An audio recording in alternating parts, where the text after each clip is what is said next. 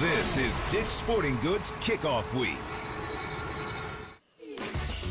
Bethune Cookman won last year's MEAC SWAC Challenge and made it look like child's play. The Great Tailgate has returned to Orlando's Florida Citrus Bowl. A lot of fun on the outside, but inside it's all business. Alabama State comes from the SWAC to take on Bethune. It's the MEAC SWAC Challenge coming at you right now.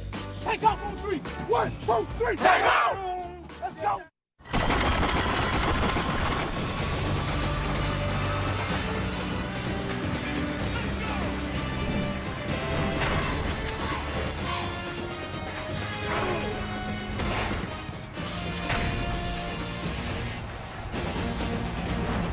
And we welcome you to the 2012 MEAC SWAC Challenge presented by Disney. We're in Orlando at the famed Florida Citrus Bowl. Alabama State from the SWAC taking on Bethune Cookman University from the MEAC.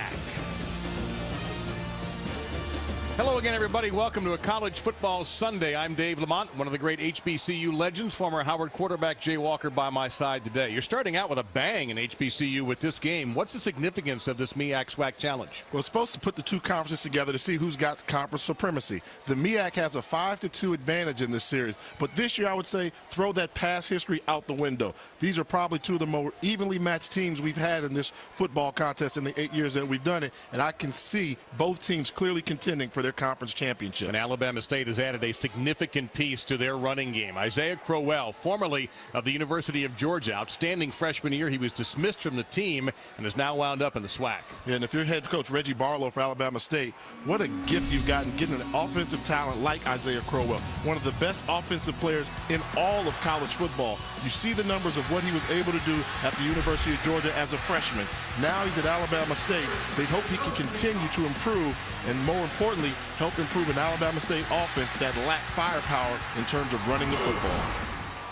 And there he is taking a look live. We had an opportunity to speak to him yesterday. We'll develop that story throughout the day. Look at that, the 2012 SEC Freshman of the Year. So this is going to be a dynamic presence in this game. For Brian Jenkins and Bethune-Cookman, they dominated this game last year. He's had two very solid years. Yeah, 18-5 career record there. In 2010, they made it to the playoffs. Last season, they won 8 ball games, but they felt they were slighted by the selection committee and did not get an opportunity to play in the postseason. This year, the Wildcats are taking care of business on the field. That's their model for the year. They fully expect to make it in the postseason play. And Bethune will kick off. They're in the burgundy and gold almost, or maroon and gold. Alabama State, the Hornets, and the white uniforms with the gold helmets. We're underway in the 8th MEAC SWAC Challenge. That's Marcus Gamble on the return. He gets it out to about the 25-yard line. Our officiating crew today is from the Southwestern Athletic Conference. Well, here's Greg Jennings, the quarterback, a senior from Dade City, Florida. Also played some college ball at Mississippi Gulf Coast. And a dual threat, Jay. He likes to run the football and sometimes likes it too much. Yeah, he's one of the more athletic quarterbacks you're going to see. When he runs the football, it's not a quarterback that's running. It almost looks like you have an extra running back in the backfield that happens to have a good arm and can throw the passes that you need him to do. But he's very dynamic to run, but you've got to protect yourself. He gets injured often throughout football games. Coordinator Fred Keiss wants Jenkins to run an up-tempo offense. And they start on the jet sweep with Crowell. And he'll get to the 30, maybe even the 31-yard line. I'll give him 5 yards on that play. It'll be 2nd down and 5. So right away, the sophomore from Columbus, Georgia, gets a look. And that was a game plan. When we talked to offensive coordinator Fred Keiss, he said, I would love for Crowell to touch the football no less than 20 times in today's contest. He said 20 and shut him down because that means we're doing well. We'll see. Jenkins in the middle of the field. That's going to be a 1st down. Catch made by Jarrett Neely, a junior from Rock Hill, South Carolina. Another player that Alabama State's expect to have a breakout year as the U.S. Army Impact players. We begin with the Hornets. And Alabama State wants to throw the football. T.C. McWilliams, their star wide receiver. Kewan Riley, the free safety, All-American. And Brandon Roberts, the inside linebacker. And for a team that struggled to run the ball a season ago, just having the sophomore Crowell in there making a difference. He gets another 1st down for Alabama State. And it seems as if the offensive line is really getting motivated to go out and start muscle blocking a little bit more. And that's a difference. When you've got a guy that you know can help push the pile as an offensive lineman, you tend to push a little bit harder. Crowell again. And that time the block didn't work out. He'll get into Bethune territory after pickup of about 3. Tavares Dantzler, who is replacing Ryan Lewis in that Bethune Cookman defense, and that's a significant loss for Bethune, as Lewis, an outstanding talent. Dantzler, a sophomore from Homestead, that's south of Miami in Florida.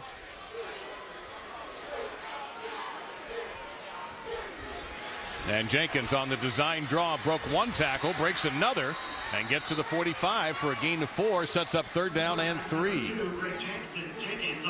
Raheem Knight in there on the stop. Get an opportunity to see the athleticism that Greg Jenkins brings to this Hornet offense. Running lane was clogged, but he was such a good athlete, able to lean forward and muscle his way to pick up a couple of yards. It's a beautiful day here in Central Florida, but hot, around 90 degrees and pretty close to matching humidity. That'll be a 1st down. Alabama State taking the short routes. They get to the 39-yard line for a gain of 6. And this is a perfect opening drive to start the 2012 season for Alabama State. Establish Isaiah Crowell as a running force. They want to run an up-tempo, no-huddle offense so they can wear down the opposing defense. And look how quickly they're getting the ball snapped. Justin Robinson made the catch on the 1st down. Here's the first carry for Malcolm Cyrus, and he gets to the 32-yard line for a gain of 6 as DJ Howard, the strong safety from Daytona, that's the home of Bethune Cookman, in there on the stop. But a good pickup sets up 2nd and 3.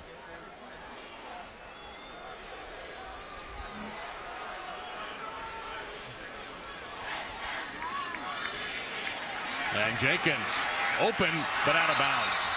T.C. McWilliams, redshirt senior, wide open, but the pass was not that good. Let's also point out that due to a clearinghouse issue, that Nehemiah Henry, a key wide receiver for the Hornets, not able to play today. McWilliams is their Mr. Consistency. He's got the size, he's got the hand. Nehemiah Henry was their Mr. Explosion. He's the guy that was the deep downfield threat that really stretches the opposing defense. 3rd and 3, and the 9th play of the drive is happening right now. Slant and a 1st down. Catch made by Marcus Gamble, sophomore from Atlanta. Gamble getting it to the 27-yard line. Great recognition by Greg Jenkins. Bethune Cookman brought the blitz. He went to the one-on-one coverage to the outside and hit the wide receiver in stride on the slant pattern. And another thing I'm noticing, Jay, is that the Hornets are substituting freely at receiver particularly. And this is Jenkins. He slips maybe a yard. And is he hurt? Or is he just angry with himself for slipping? There was daylight to the outside. He was trying to make that cut. Bethune Cookman did a really good job of clogging the middle, forcing Jenkins to attempt to bounce it to the outside. Lost his footing. 2nd and 10. They're saying no gain. And this is virtually an Alabama State huddle as far as speed goes. This is slow for them on this drive. Again, a little bit of a tunnel screen this time. Across the 20 is Landon Jones, down inside the 10 and down to about the 5-yard line. Landon Jones, Deion Hanks made the tackle along with Rashard Payne, but those little patterns, the little slants working the middle has worked very well. Yeah, wide receiver screen here. You'll see a good job of the lineman getting out front.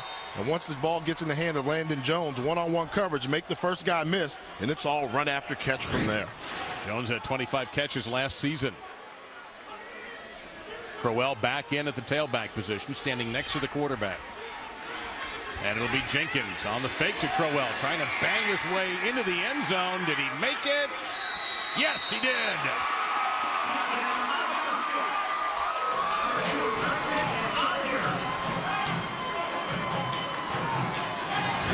We talk about Greg Jenkins playing quarterback. It's like having an extra running back. And when you're down in the red zone, keep the pad level low and keep the legs churning. Jenkins showing the athleticism at the quarterback position to get in for the score. What an impressive way to start your season if you're Alabama State. That was a 12-play, 75-yard march in 3 minutes and 54 seconds. They showed it all right there. They showed the ability to run the football, the ability to throw the football, and to maintain the drive and capitalize. And you see Jenkins here, just a zone read up the middle. They did a great job of sneaking in their tight end, Justin Robinson, as a lead blocker there. And you see Jenkins just follow Robinson into the end zone for the score. Nice execution by the Hornets. And I wonder how much of a weapon Crowell just as a decoy can be, because now you really have to worry about a running back where maybe that wasn't the issue last year when you played Alabama State. I mean, last year the running game was just Greg Jenkins, and he could run, but he had too many carries, and that's why he was injury plagued throughout the season. This year, when I heard that Isaiah Crowell was going to Alabama State, the first thing I thought was, wow, what a dynamic backfield combination. If you put Jenkins, who's one of the best runners in college football, along with one of the best running backs in all of college football, you've got a potent running game, and it's only going to make offense easier because it should open up the passing lanes. That last drive, 7 runs, 5 passes. So with a new kickoff from the 35-yard line, still gets it down to the goal line. And Bethune, and that's not going to be much at all, to the 10-yard line. Great coverage that time by Alabama State. And looks like Jackie Wilson's going to be the starting quarterback. That was a late decision made by head coach Brian Jenkins, who likes to keep the cards close. And it was either going to be Jackie Wilson or Quentin Williams, and it's going to be number 5, the junior from Fort Lauderdale, Jackie Wilson. And Wilson gets a start after last season. He led Bethune Cookman. He won 5 out of 6 games in which he started. So not too big a surprise. And you figure if it's not broken, don't fix it. Jackie Wilson gets the start for head coach Brian Jenkins.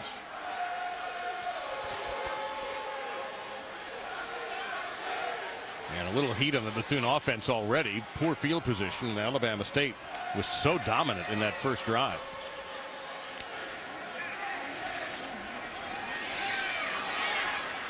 Wilson under some pressure will throw it away. Intended receiver that time, Preston Cleckley, a junior from Delray Beach, Florida. So 2nd down and 10. Wynton Stewart providing some pressure that time. Here's DeAndre Rashada, strong safety for the Hornets.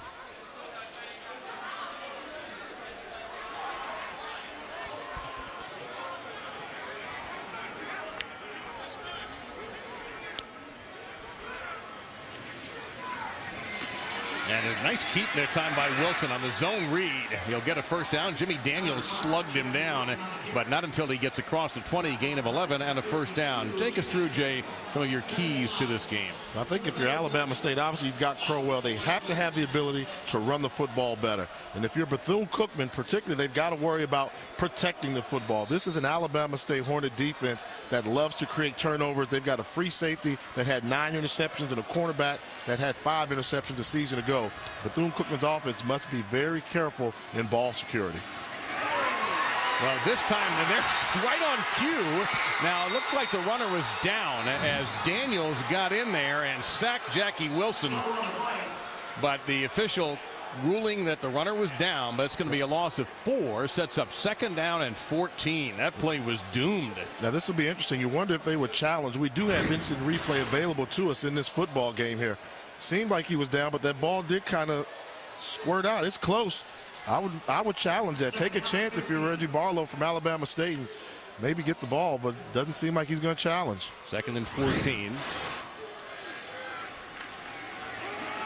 And this time Wilson will give it off across the 20-yard line.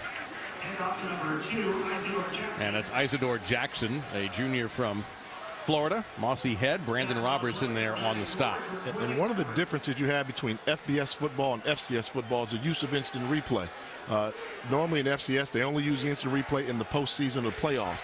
But the MEAC conference, along with the SWAC conference, decided if they've got certain television games, why not utilize the technology and give the coaches the opportunity to challenge calls.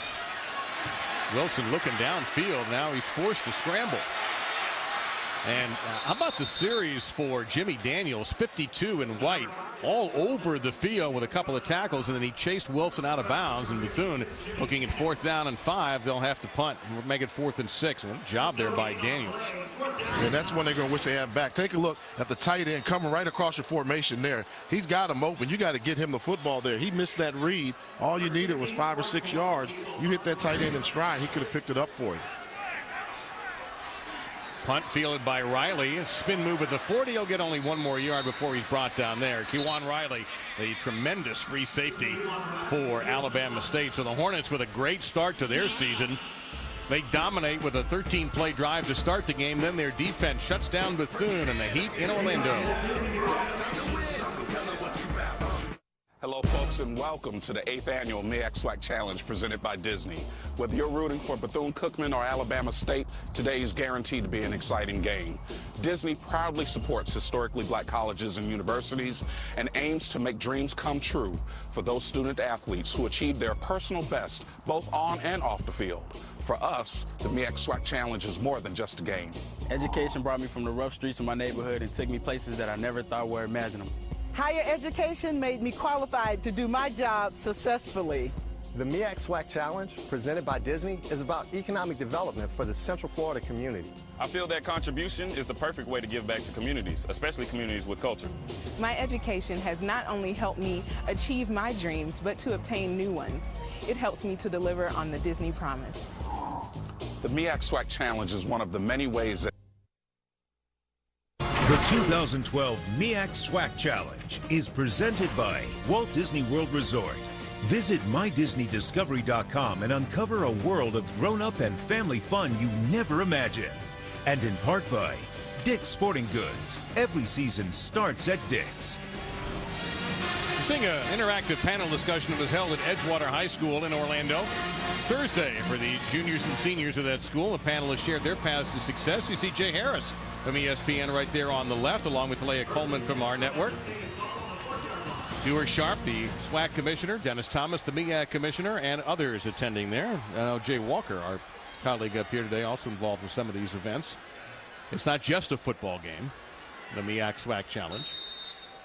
And Alabama State with great field position after a tremendous drive to start the game, 75 yards in 12 plays. Fake to Crowell. Pass is deflected and almost intercepted. 2nd down and 10. Let's bring in the third member of our team on the field, Paul Carcaterra. Isaiah Crowell in warm-ups was pretty impressive, and on that first drive, an incredible blend of power, speed, and quickness. I had a chance to speak to him yesterday about his second chance with Alabama State. He said he's thankful and plans on making the most of the opportunity and will leave it all on the field for his new team. He's just what the doctor ordered for an Alabama State rushing attack that only averaged 107 yards per game last year. Expect those numbers to drastically change with Crowell carrying the ball. You see the timeline. Thank you, Cark. Appreciate that. However, his last carry was a loss of a yard, 3rd down and 11. So he had some trouble at Georgia, not just what happened to him in June, but July 5th he transferred to Alabama State, and it's a fresh start, and it's a little bit of a clumsy drive here for Alabama State. Jenkins trying to make something out of it. He'll be short of the 1st down. So coaches always tell you, they're teenagers. You can't always depend on them. And after a brilliant drive the first way around, of course, some of these guys are in their early 20s too. Alabama State's going to have to give it up. It's got to be disappointing because that first drive just went picture perfect. And that last drive there just fizzled. No rhythm there. When you're taking on a very good football team, if they come out of the block slowly, you got to make them pay and put them down by more than just one score. If Alabama State could have gotten a field goal there, then you would have put a lot of pressure on that Bethune-Cookman offense to get out of their comfort zone. But when you're only trailing by 7, you can still stick to the game plan. This is Bobby Wenzig, who's an outstanding kicker. And this one going to bounce the wrong way, go sideways, now gets inside the 20-yard line. We're on the 20-yard line, so Bethune will start at the 20-yard line. So we'll see if they can do better with their second offensive possession than they did with their first. The Wildcats of Daytona will have the ball when we return. This is the plan that revolves around you. Introducing Share Everything. Unlimited talk, unlimited text. Tap into a single pool of shareable data and add up to 10 different devices, including smartphones and tablets. The first plan of its kind. Share Everything. Only from Verizon. Get $100 off select Motorola 4G LTE smartphones like the Droid Razr. What I look for in guys is somebody who's fun, active, good. Discover more immersive enchantment and more interactive experiences for the entire family at New Fantasyland, opening in phases for the largest expansion in the history of Magic Kingdom Park. Inside an enchanted forest with lush waterfalls and 2 new royal castles. Families can enjoy the new Storybook Circus area, experience the major new attraction Journey of the Little Mermaid, step into the world of Beauty and the Beast featuring Gaston's Pub, Enchanted Tales with Belle, and a lavish new setting at the Be Our Guest restaurants. All part of the fun of being in the Orlando area. This is the MEAC SWAC Challenge presented by Disney, part of Dick's Sporting Goods Kickoff Week on ESPN. I'm Dave Lamont along with Jay Walker and Paul Carcaterra, who's sweating on the sidelines. There's no way he's not in 90-degree temperatures today. It is Florida weather with a little extra pinch of stickiness in the air. Only 64% humidity. What are you talking about? It's nothing for Florida. Our score and time right there. You see the matchup.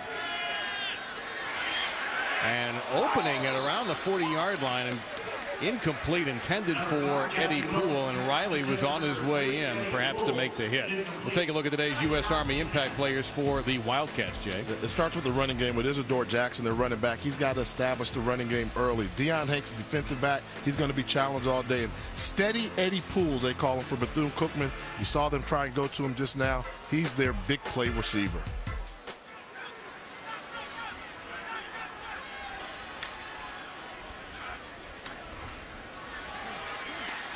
Across the 25, getting to the 29-yard line is Jackson. Keem Moore in there on the stop, number 75. Jackson checking out. 19 career touchdowns for the Wildcats for Jackson, who's a junior. So looking at 3rd down and about 5 as Moore checks out. One thing that you notice on our graphic there on your screen, the play clock not functioning here at the stadium, so the officials are completely in charge of the play clock.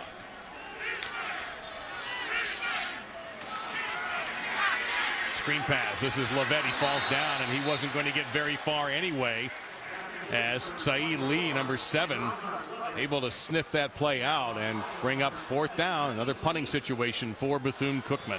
And this is how you play the cornerback position. If once you recognize the screen, make them go to the inside. You see him use the speed to get around the offensive lineman to the outside, forcing the back to cut back to the inside. That's a great individual effort by Lee. And that's a lot of offensive linemen to get around, so you know that Lee can run. This is a heck of a kick. Fair catch being made at the 29, maybe the 30-yard line by Kewan Riley. That was blasted by Corey Kowalski, the Bethune punter. Well, we've seen Alabama State, Jay, look brilliant, and then we saw them look clumsy in their second drive. There's Crowell. Kind of an impact as Isaiah Crowell had on the game. There you see what kind of an impact will he have for the rest of the day and for the season for Alabama State. Remains to be seen. The NASCAR Sprint Cup Series at Atlanta, presented by Pennzoil, tonight at 6:30 on ESPN. To win the Capital One Cup and be the best in men's and women's college sports, you gotta lay it all on the line. Every play, every game, in every sport. Teams are battling it out for NCAA Division I championships, $400,000 in student-athlete scholarships, and the Capital One Cup trophy. More metal for the case. Like Capital One Cup on Facebook to follow your school in the race to become the best in college sports and earn bragging rights all year long. Another great recruiting class. Knowles are going to make some serious noise this season. Well, not to mention, this team was 9-4 last year. So many guys back. I don't think anybody wants to play the Knowles this year. And those uniforms. Classy. Come on. Gotta earn it, Corso. I'm a Seminole. No free rides. Don't hate. ESPN College Game Day, built by the Home Depot. Saturdays at 9 a.m. on ESPNU. Continues at 10 a.m. on ESPN. Feeling buried by all the piles of paper in your home or office? Maybe it's time you traded in the old filing cabinet for a new office assistant. Meet the Neat Desk Scanner and Organizer, the only scanner that actually thinks while it scans. With Neat Desk, all your important documents can be easily scanned and then organized with the NeatWorks software. so that shoebox full of receipts instantly becomes a manageable expense report. That stack of business cards can go directly into your computer's contact list. Virtually any piece of paper automatically becomes a searchable document that you can find with a simple keyword. And here's the best part. If you call or visit us at tryneat.com right now, you can try the Neat Desk or the amazing Neat Portable Scanner for 30 days absolutely free. We'll even pay for the return postage if you decide to send it back. That's how confident we are that you'll love your Neat organizer. So give us a call or go to tryneat.com for your 30-day free trial and say goodbye to all that paper.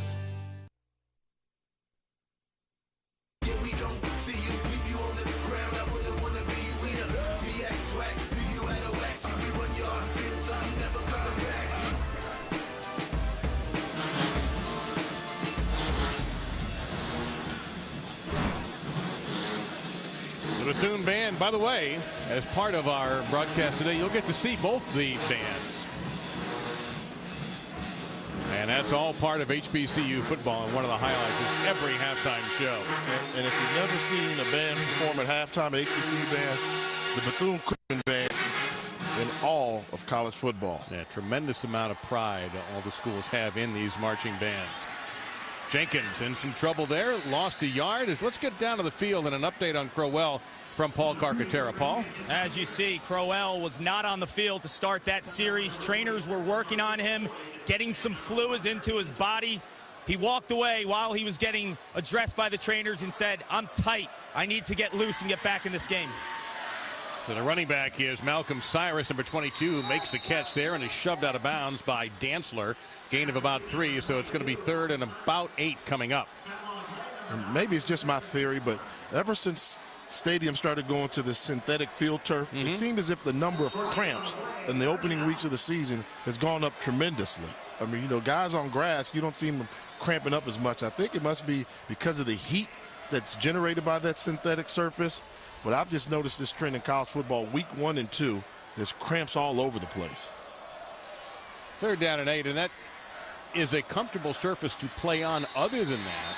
And we have whistles on our first flag of the afternoon. But you're right, it does retain heat. You can feel it in your feet. Yes. We did yesterday, just walking around. Prior to the snap. Number 4,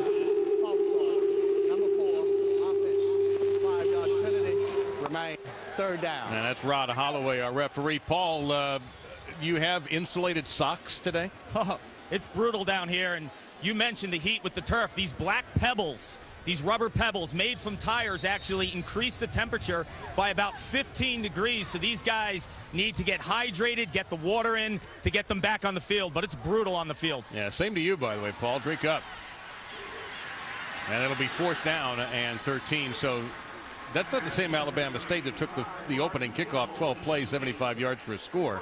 Is Bethune doing something differently, Jay? I think so. You know, they made some adjustments there, and they decided to say you're not going to be able to run the ball on the perimeter.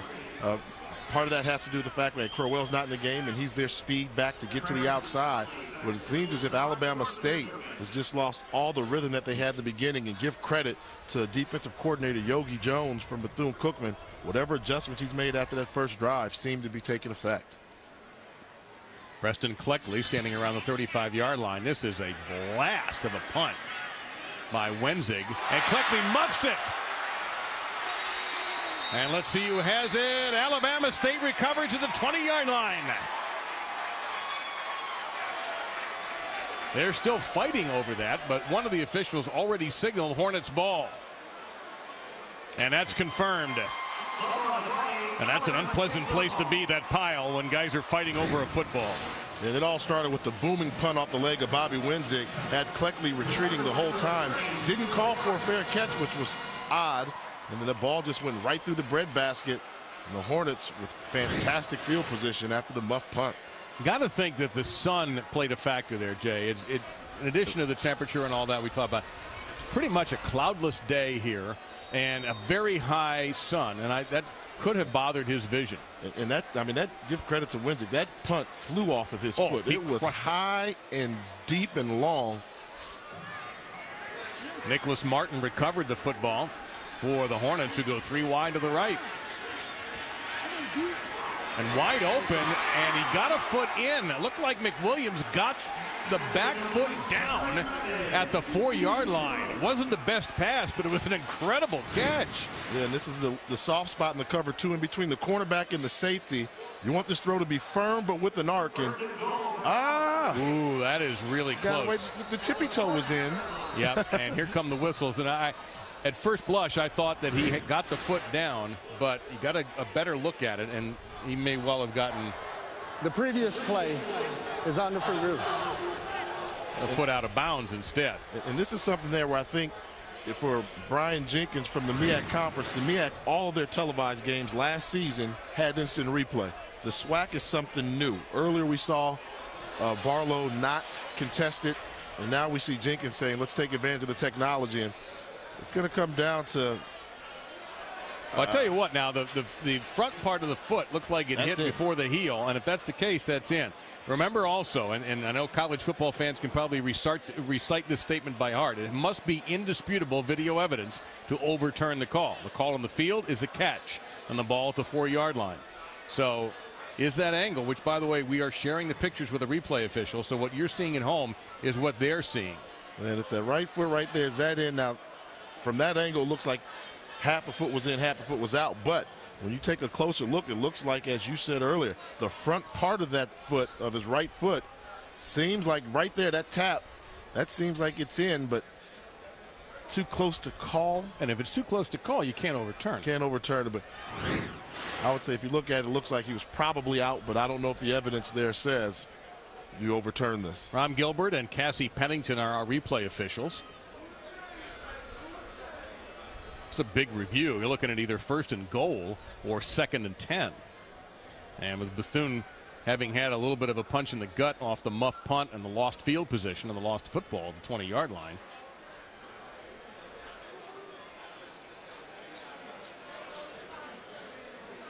This is the part of the game that, some people don't like it. Yes, it slows down the game, but being a former player, get it right. Yeah, ultimately, that's all you want. Just make the right call. If it takes you a little bit longer to get it right, all to you. If you have the technology, don't waste it, would be just to add on to that. I completely agree. I'm fine with it. The only thing I would consider is a time limit, under the idea that, again, if you can't decide in how many ever looks, hey, you know what? Let it stand on the field. We can't agree with the call or overturn the call, then we let it go. That's the only change I would make to the college replay rule. I like the fact that the referee is out of it too. I've never been crazy about going under the hood in the NFL. And boy, it's nice to have the true officials in the college game at the moment with the troubles the NFL's having with their guys. While we're waiting for the answer here from referee Rod Holloway, let's tell you what's going on. This is Labor Day weekend, so it's time for college football virtually every day, including tomorrow night. Big ACC game on ESPN. Tevin Washington and Georgia Tech against Logan Thomas and number 16 Virginia Tech. And let's get the call.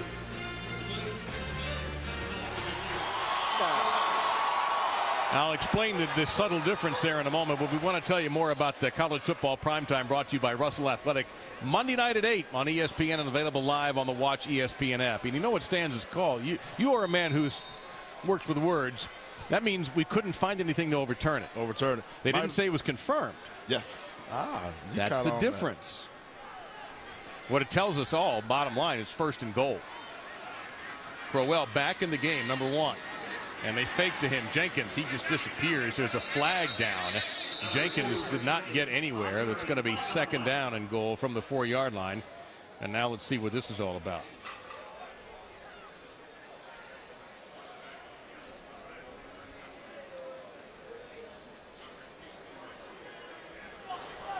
There are 2 fouls on the play, both on the defense. Holding by the defense. That penalty will be declined. Offside on the defense. That penalty will be enforced half the distance to the goal. Replay, 1st down. Holding on a run play on the defense? That's unusual. And you can tell Brian Jenkins is asking, come on, how do you call that down there in the goal line, in the red zone in particular, where everything is so fast? Wow. This is something here when you watch Alabama State offense, typical college offense with the spread offense. Even when they're on the 2-yard line, they will not go underneath the center. It's shotgun all the way for the Hornets. It's Crowell, and he is across the end zone for his first touchdown as a member of the Alabama State Hornets. He ran right through Jarkevis Fields, the leading returning tackler for Bethune. Alabama State up 13-0. Yeah, there was a crease there. Then it just became the power of Crowell. You see Crowell look for the hole, make the quick decision, and this is all leg strength. Somebody's waiting for you on the goal line, lower the shoulder, and bully your way into the end zone. You saw the cutback ability also. And that's one of the things that Fred Kice, the offensive coordinator, talked to us about. Sticks a foot in the ground and goes. And even in close range, the SEC outstanding freshman from last year caps off a 43-second two-play 20-yard drive after Alabama State with another turnover, and they're very good at forcing them. They have won consecutive games. And you wonder, what is Isaiah Crowell going to do to the SWAC? It's going to be interesting. He's going to have a big target on his back, and this is a great test. Bethune Cookman, one of the best defenses in all of FCS football, and you see the numbers there. So it's going to be interesting how this plays out. We'll see him 3 or 4 times this year on the ESPN network, but you see the talent. That right there shows you the talent. That bottom graphic, that's the question mark. Right. It's not about the football with Crowell. It's about the off-the-field discipline he's going to need to have. And I think this will be a good challenge for him because teams are going to go out there trying to get hyped up and over anxious to really put a tattoo hit on him. How's he going to respond in adverse situations? We'll add to that here in a moment as we get the kickoff taken just inside the goal line. I'm going to try to run it out as Jazz Moss. And good coverage. Boy, the Hornets well drilled in special teams. Moss gets it down to the 15-yard line. And Paul, you were the first member of the media to get to speak to Crowell since he arrived at Alabama State. And after that first touchdown, his first of his career at Alabama State, he came racing off to the sideline to join in the celebration with his teammates, smiling ear to ear, screaming, "They can't hold me back. They can't hold me back." That's that motivation. That lets you know everything that's going on in his mind right now. It's been a real trying time. I mean, going from cream of the crop conference in the SEC to FCS, Alabama State in the SWAC conference there. But you've got to have that mindset that if I can play in the SEC, I can play anywhere. And if you're a true football player, that's why I love those Ivy League schools. They play for the love of the game. If you've got that love and passion for the game, you're just happy to have an opportunity to play college football on weekends. That's Jackie Wilson hanging out of the football. No game. So we talked a little bit about Alabama State's offensive approach. What about Bethune here? Because they have really struggled in this opening quarter, Jay, to get anything going. Yeah, I mean, they just don't have it right now. And one of the good things about Alabama State, what they're doing, they're bottling everything. And take a look at all those white jerseys just beating their man one-on-one in the lineup. Alabama State has really come out and put the stinger on the Wildcats. Oh, I get it. Stinger, Hornets, Jay Walker, friends. He's here all week. Wilson going to go down deep sideline, and he overthrows the intended receiver. It's going to be 3rd down and 10. Trying to get it to David Blackwell. And David Blackwell's a former quarterback who they've moved over to the wide receiver position there. And I'm going to tell you, when you were questionable as a starter, as Jackie Wilson was, they didn't make the decision. Number 84 on the offense down the field. That penalty would be declined. Brings up penalty there on 3rd down. Bethune Cookman, ineligible receiver downfield, which was declined. But if you're Jackie Wilson, you can't be feeling too comfortable right now. Right now, it was a quarterback battle. You were named the starter late in the decision-making process, as late as it could possibly be. How long before you see Quentin Williams? Who was going to play anyway, but just to get some spot duty to be ready for later in the season. But you're right, that's an interesting point on 3rd and 10, some pressure. Now Wilson going for it all, has a man, and the catch is made. And Bethune Cookman is on the way to the end zone, down inside the 10. Eddie Poole unable to get there, but Jackie Wilson quiets the critics by hitting the bomb. Quiets the critics, and he quiets Jay Walker. He said, I'll tell you about who should be the quarterback in this game, and just throws a perfect strike to Eddie Poole. We talk about steady Eddie down here. This is just a good old-fashioned go route. Defensive back struggled to get out of his break, turns on the jets, becomes a foot race, and give credit to Marcus Berg on recovering and making the game-saving, the touchdown tying tackle. Wait a minute. The ball is spotted at the spot of the player going out of bounds. First down. And they're going to say that Eddie Poole went out of bounds at the 31-yard line.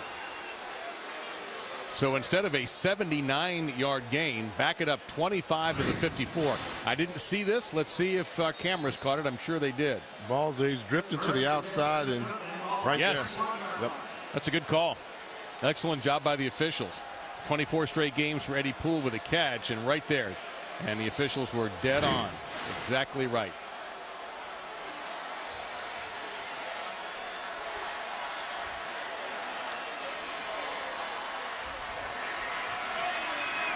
So Wilson on 1st and 10, going to go to the end zone, and that's not going to happen. A collision downfield, but no flag right around the goal line between David Blackwell and Marcus Berg, and that did it for Blackwell, and that pass actually was out of the end zone anyway, so it's going to be 2nd down and 10.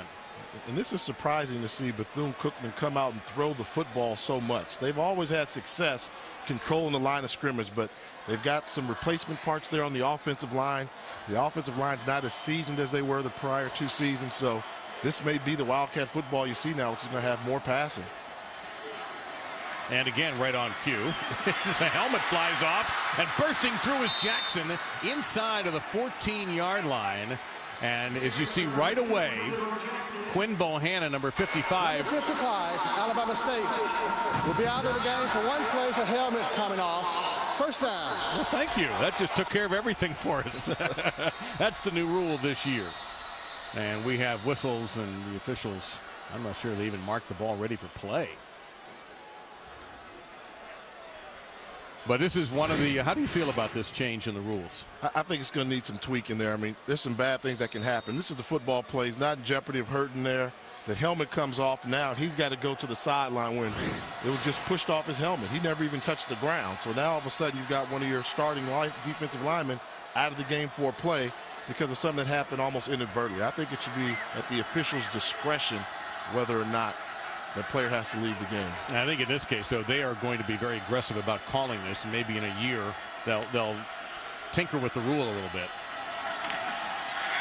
And no gain, maybe even. In fact, this is going to be a loss of a yard. Great job by Carlton Jones, the defensive end. Let me give you the full story here on the rule change. If the helmet comes off through the play, the player must sit out the next play, except if there had been a penalty on that. If the ball carrier's helmet comes off, the ball is dead, stopping the clock. The opponent may choose a 10-second runoff if it's under 1 minute of either half. And I'm for player safety first, but I think there's got to be a fine line where you have to make a judgment call. For wide receiver, defensive back is getting beaten. He pushes the guy's helmet off, and the wideout's on his way running for a touchdown, and you're taking points off the board. Wow.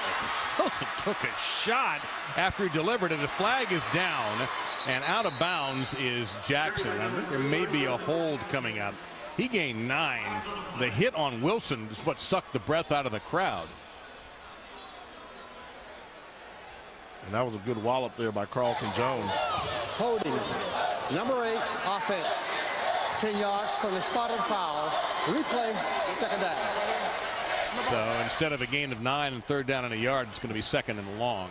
You talked about that big hit there you saw when you got that option football. It's the end man on the line of scrimmage, so they're going to option off of Carlton Jones right here. He's the end man. His responsibility is a quarterback. Tackle the quarterback. Don't worry about the ball carry. Just hit the QB as quickly as possible to force him to pitch it early, then allow the rest of the defense to come up and make the tackle. That was a clean hit, by the way. Nothing wrong with that. So now we're looking at 2nd down, and they've got about 19 to go, almost 20. And it's going to be 2nd down and longer. False start on the right side of the line, so it's going to be 2nd and 24. Right tackle Alex Monroe moved. Prior to the snap, false start, 68 offense. 5-yard penalty, remain 2nd down. So Bethune struggling in their opener. Last year, they did not struggle. First half of the MEAC SWAC Challenge last year, Bethune was already ahead about, what, 100-0 or so it seemed like? Yeah, they really put it on Prairie pretty good. That was probably the most dominating performance I've seen in this MEAC SWAC Challenge. That was performed by the Wildcats last year. And so far, it's been the Hornets of Alabama State from the SWAC in command of this opening quarter as Wilson drifts. goes toward the end zone and overthrows. That's even out of bounds in Canada. So it's going to be 3rd down and 24. Jimmy Daniels, who's had a great start, provided a lot of pressure up the gut. And this is that part of the field where you've got obvious passing situations here. If I'm Jackie Wilson, the first thing I'm doing when I break the huddle, I'm locating Kewan Riley. This is a free safety with plenty of range. 9 interceptions a season ago. Good football instincts. When I break the huddle, I'm going to find where he is. Right now, he's given the look like he's one of the 2 safeties, like they're going to play cover 2, but he's got that green light to roam and follow the quarterback's eyes. 17 career interceptions, 9 of them last year. Wilson has the pass tipped at the line of scrimmage. And again, another thing that's happening, quite honestly, Jay, is the front 4 for Alabama State is winning over Bethune Cookman's offensive line. Yeah, and that seems to be the story of the game right now. Bethune Cookman losing the leadership they lost in that offensive line is starting to show. This Alabama State defense is winning the battle at the line of scrimmage, forcing Bethune Cookman to be a one-dimensional offense. So here's Sven Hurd, a junior from Pensacola. The punter Kowalski is the holder. This will be a 45-yard attempt. At the leg. And it's going to be wide to the right. So Hurd, who had a record 67 points last year for Bethune, a school record, unable to connect, and Bethune with a minute to go, still not on the board in this first quarter. Well, we talked a little bit about last year's game. 63-14 was the final, and in just the first half, Bethune dominated. Jamar Robinson was the quarterback that day. 251 passing yards, 30 rushing in the first half. He ran for 2, he threw another, and was 42-7 at the half. And the BC defense led the nation in turnover margin in 2010, finished with 6 turnovers, and that is Reggie Sandilands returning a Panther fumble, 51 yards. That was the second fumble recovery for a TD in that quarter. Opening drive of the second half, here's Isidore Jackson for 9 yards. He had 2 touchdowns, 63-14, but it is a different story here in the Citrus Bowl today as the incomplete pass makes it 2nd down and 10. Jarrett Neely was the intended receiver. And that was a Bethune Cookman defense that they didn't lose just good players. They lost star players. Ryan Davis, who was in camp with the Jacksonville Jaguars, a defensive end, and 2 of the best linebackers in FCS football last season, Reggie Sandilands and Ryan Lewis. I mean, they were just ball hawks. That wouldn't happen. What's going on today wouldn't have occurred with those 2 guys on the field. And Jenkins sacked at the 20-yard line, first sack of the game. So Bethune's defense, which had 25 sacks last year, Rakeem Knight, number 93, one of the tacklers in there for the Wildcat defense. So it's a loss of 6, and suddenly 3rd down and 16.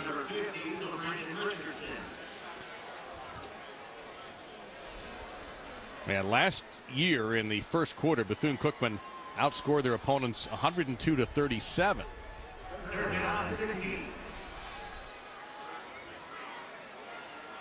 In motion, Neely. Malcolm Cyrus now at tailback. Crowell out of the game again.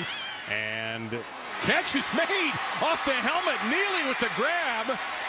And that's going to be into Bethune territory. Stops the clock with 10 seconds to go. The first down at the Bethune 43-yard line. A 34-yard pickup. And what a great adjustment by Jared Neely on this ball. Thrown behind him on the inside too much, but the defensive back has his back to the quarterback. Neely does a fantastic job of coming back to the quarterback and snatching that ball out of the air. And this will be Cyrus. He'll get a couple of yards to the 42-yard line, and that is the end of the first quarter with Isaiah Crowell, who transferred from Georgia after being dismissed from the football team following a disciplinary incident, scoring his first touchdown for his new team, Alabama State. He traded the red and black for the gold and black of Alabama State, and it's the Hornets in front after 1 quarter of the MEAC SWAC Challenge.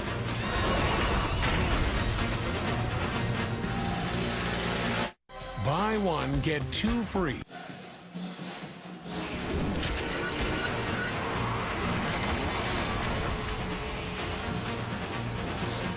Downtown Orlando, that's Lake Eola, the beautiful fountain there on a warm day in Central Florida. Alabama State leading the MEAC SWAC Challenge presented by Disney, 14-0. Start of the second quarter. Jay Walker, the first quarter recap was a great opening drive by Alabama State. It was a perfect opening drive, mixing the run with Isaiah Crowell, then the pass with Landon Jones on the wide receiver screen. Great execution by the offense. good individual efforts. Greg Jenkins able to punctuate the drive by getting into the end zone to give them the early advantage. And then special teams play. The Hornets taking advantage of the turnover there by Bethune-Cookman. And then it was Greg Jenkins with a great touch pass down the sideline to T.C. McWilliams. And oh yeah, Isaiah Crowell plays running back for Alabama State. Punches it in for the score. I gotta wonder what our ratings are in Athens today, in Athens, Georgia. I bet saying, wow, wish we could have had that. Well, they did already yesterday. They beat Buffalo out of the MEAC. Of course, the MEAC made a statement yesterday with Ohio and almost with Bowling Green. But still, Crowell into the game now, number 1. He's not going to catch this. This is McWilliams. He's got room, and he steps out of bounds at the 30, make that the 27-yard line. It'll be another first down for Alabama State. Tim Burke ran him out of bounds. Oh, this is a great play here. It's like an option pass play there. So you're going to see 2 option routes here as we run the play there. The quarterback is going to fake the run. He's got 2 choices where to go. A wide receiver on the bottom left and a wide receiver right in front of him. He takes the option to the left. Great play design there by the Alabama State Hornets. I like that play. And Jenkins, cross back. This is Crowell, slipped, hanging in there. Goodness, what leg strength. He must have Crowell down the sideline. Looked like he may have stepped out of bounds at about the 9-yard line, but it looked for certain that he couldn't stay up, and he somehow managed. Wow. And what an athlete. I mean, he was losing his balance, and what's more impressive is good job with the misdirection, good pass by Jenkins. Once he's losing his balance here, watch him get the strength and the speed to run through this arm tackle. And then keep going. What an offensive football player they've got in Isaiah Crowell. Bethune blitzing from the edge, and it's going to get inside the 5-yard line with Rodney Cross, a redshirt freshman from Lithia, Georgia. He picks up 6. So it's going to be second down and goal from the 3-yard line for Alabama State. And in the opening minute of the second quarter, they're threatening to put Bethune in a major deficit.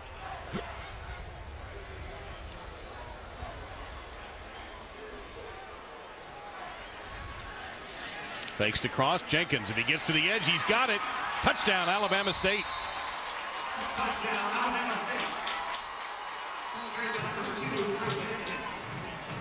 And Jenkins knows what to do to avoid the flag. Celebrate on the sidelines with your teammates. His second touchdown run. And Alabama State right now dominating this game as Bethune dominated a year ago. Yeah, what a great job by the offensive line for Alabama State.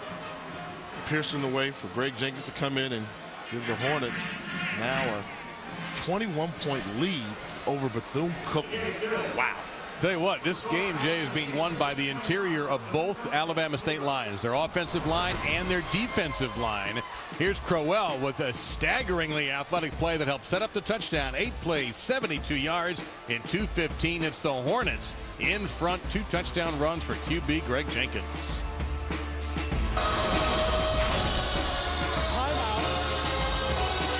There's nothing bigger than your dream. It is the dream. Well, it's the Alabama State Hornets from Montgomery, Alabama, who have a lot to celebrate here in their game opener, MEAC SWAC Challenge. 2 touchdown runs for quarterback Greg Jenkins. Future of Alabama State football getting a booster shortly. They're getting a new stadium, opening Thanksgiving Day. Beautiful facility. It's still being built, and it'll be in time for the Tuskegee game. Tradition also, Thanksgiving Day. And future looked very bright. Present doesn't look too bad either. Bethune trying to recover. This is Angelo Cabrera.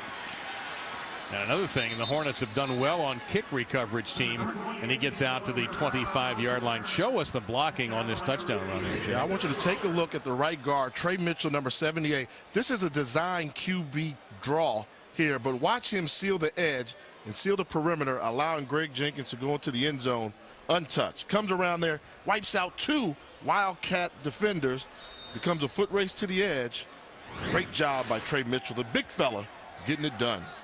And Bethune-Cookman's last drive was 10 plays, 57 yards, and they missed a field goal.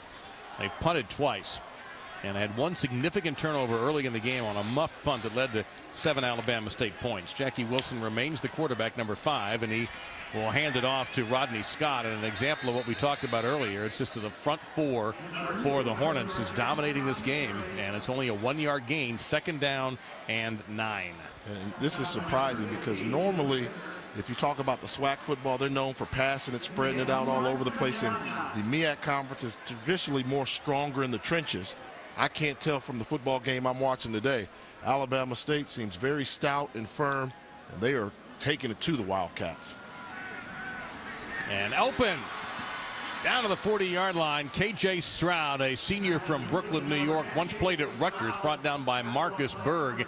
That'll be a first down to the 41-yard line for the Wildcats. The double slant route on the outside, the inside defender and the free safety come up and take the first slant, second window wide open for Stroud. Good looking throw that time from Jackie Wilson. And straight ahead and dragging a tackler that time is Rodney Scott. He gets across the 45 after 6-yard gain to the 47-yard line. So second down and 4. Tackle made there by Everett. One of the things you notice now, Bethune Cookman has a little bit more tempo in their offense, down by 21 points, realizing they've got to get back in this football game in a hurry. They're trying to step on the gas pedal. One more time. This is Rodney Scott. He'll gain a couple before being tackled. Rodney Scott's a guy who last year the coaches had a lot of hope for. He was a transfer from Ole Miss, so he's their version of an SEC transfer. Good job by Wilson of holding on to that high snap there, but nowhere to go for Scott. Antonio King in there on the stop. And it'll be a first down as Bethune gets into Alabama State territory. Stroud again on the catch, gain of 6. Wow, what a great job by Stroud. Elevating, climbing the ladder. Ball clearly got away from Jackie Wilson, but Stroud realized I've got to make this catch, sacrifice my body, and hold on for the first down grab. And Bethune making an impact offensively, getting down to the 22-yard line, a 23-yard gain by Rodney Scott.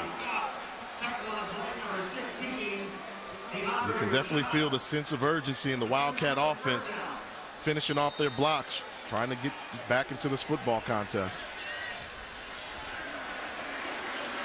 They are moving at a pace that we have not seen yet, as Wilson on the keeper that time. Now Alabama State practices against this pace, so they should be somewhat used to it, but it's never easy on the defense. They're coming at you in so many different waves and hard to get substitutions in there. You start to tell when we're wearing out the defense when they start looking to the sideline, seeing if a backup's coming in for them.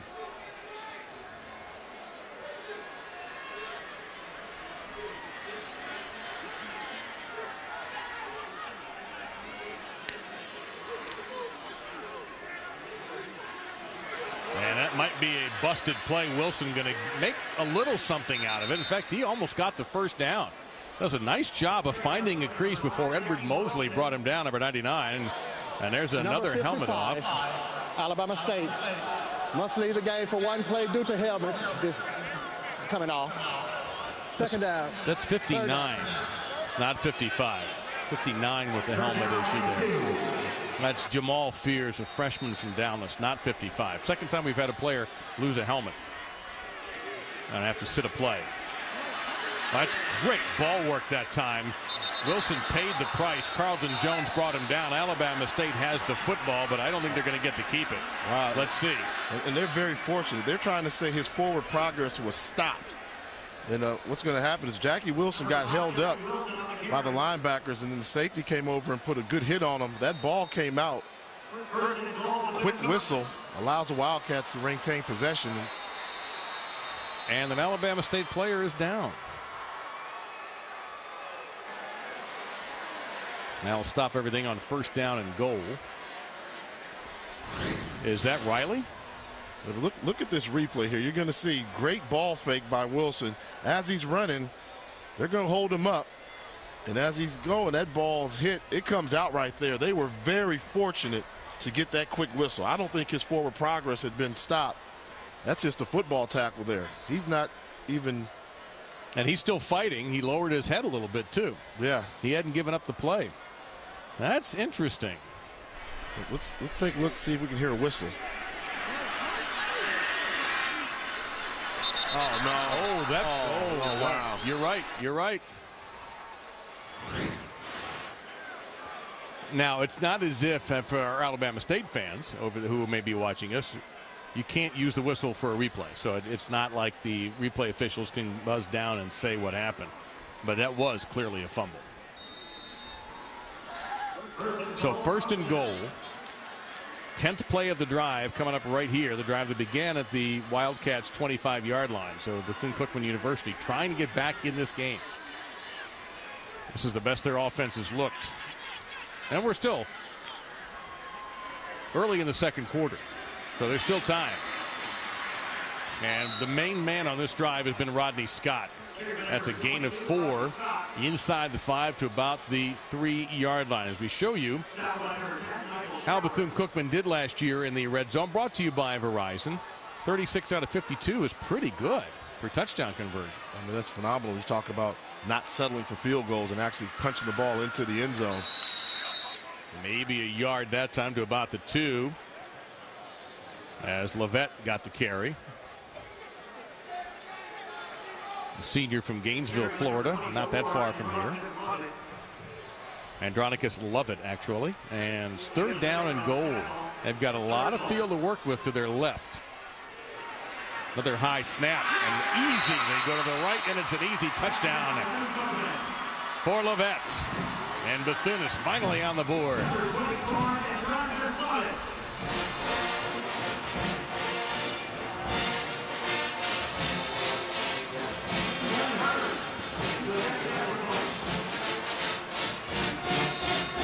So Lovett got the touchdown. Rodney Scott got him into that position, and we have a timeout called by Bethune. Bethune Cookman. First call. And just a quick head count, Jay. They didn't have enough bodies on the field to execute the extra point. Somebody forgot to run out there. So Bethune has 2 timeouts remaining in the half. When you're in this type of football game where the other team has 21 points, you want to stay on par with them, so can't afford the risk of having a potential PAT blocked. Good use of the timeout there by head coach Brian Jenkins. Bethune Cookman will be charged with a 30-second timeout. And that'll give us a chance to tell you about NASCAR, because it's just a couple of races left in the chase. Greg Biffle, Jimmy Johnson, Dale Earnhardt Jr. locked in, while Carl Edwards, Kyle Busch, and Jeff Gordon battle for the wild card position to get in that chase. The NASCAR Sprint Cup Series in Atlanta tonight at 6:30 on ESPN. Got Greg Biffle with an 11-point lead. Dale Jr. having a big year, 15 points back, and Bethune trying to have a big season. 8-3 last year. They just missed the playoffs after being in it in 2010, and they want to get back. And they finally get on the board after being pushed around for much of this game. The Wildcats are back in it.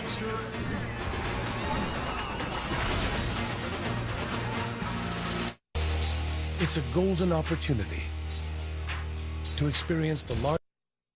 The 2012 MEAC SWAC Challenge, brought to you by Lexus. The Golden Opportunity Sales Event is here. And the U.S. Army. There's strong, then there's Army strong. Learn more about the strength behind the uniform at GoArmy.com. Yesterday, the drum lines in both school bands entertained parkgoers at the Waterside stage at downtown Disney. Cheerleaders, mascots in both schools were there, plus both head coaches, the team captains. They all spoke to the crowd, rallying those football faithful in advance of the MEAC SWAC Challenge today. Push-ups in order for the Bethune-Cookman fans, who are now finally happy in this game after being down 21-0. They engineer a 12-play 75-yard drive in 4:21. What was different there? I think they figured out a way to start pounding the football a little bit. If they can run it a little bit, and they had some success running, it opens up the throwing lanes. But they got to get a couple stops on defense. Marcus Gamble with a kickoff return. Made a man miss. What a move he made. And around the 30-yard line to pick up an additional 5 to the 35-yard line as we go down to the field, and Paul Carcaterra. Well, Jay, you mentioned that last possession. There was a sense of urgency for Bethune-Cookman's offense. Their defense as well. Defensive coordinator and linebacker coach Charles Jones grabbed Jarkevis Fields. He said, "You're responsible for Greg Jenkins. Follow him. He dictates the way that this play is going to develop." Boys, it's hot down here. Jay, I think you're coming down second half on the sideline. I'll go up in the AC. Who's going to call the game if we do that? You going? What AC? Be a one-man band. Somebody's got to know the X's and O's up here, I would think. It certainly isn't me. In motion was Neely, crossing the backfield, and Jenkins being spied on by the Bethune defense. All right, it wasn't Fields who made the tackle. Instead, it was Leland Baker, number 50, in there on the stop. But what they're going to do is make sure he stays in the pocket. Good job on the defensive ends, not giving up ground, forcing him to run into the teeth of the defense. I'll tell you, a quarterback's best dream is having a defensive end bite down and giving me the outside edge to run. You don't even have to be a speed demon to appreciate that, but it takes a real man to run in between those tackles. 2nd down and 14. Crowell back in the game. They fake it to him. They get to Neely. He gets one block, gets back to lost yardage, and gets dumped in front of the Bethune-Cookman bench by Dominic Addison. That's going to be a gain of 7, so it should be 3rd down and about 7 to go for the Hornets of Alabama State. They've made that adjustment there. And what you're seeing is when they've got Crowell in the game, they seem to go with more speed on the field. So they'll go to 3 down linemen with 4 linebackers, knowing that they want to try and run Crowell around the edges. And they seem to have some success in confusing Alabama State right now with that type of look. The Hornets have had 5 third downs. They've converted 3.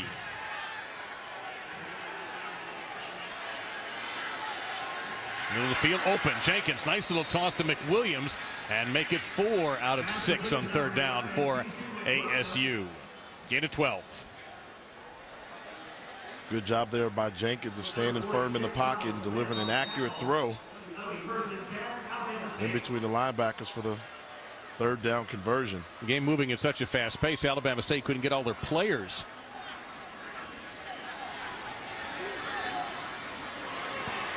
Neely. Coaches really like the potential that Jarrett Neely has. He gains about 8.5, almost 9 yards. 2nd and short. Marcellin in there on the stop. A staple of any Fred Kice offense is going to be the wide receiver screen game, and these Hornet wide receivers are really doing a good job of blocking for each other on the perimeter, getting extra yards after the initial catch is made. 2nd and very short. Fun down for you quarterbacks.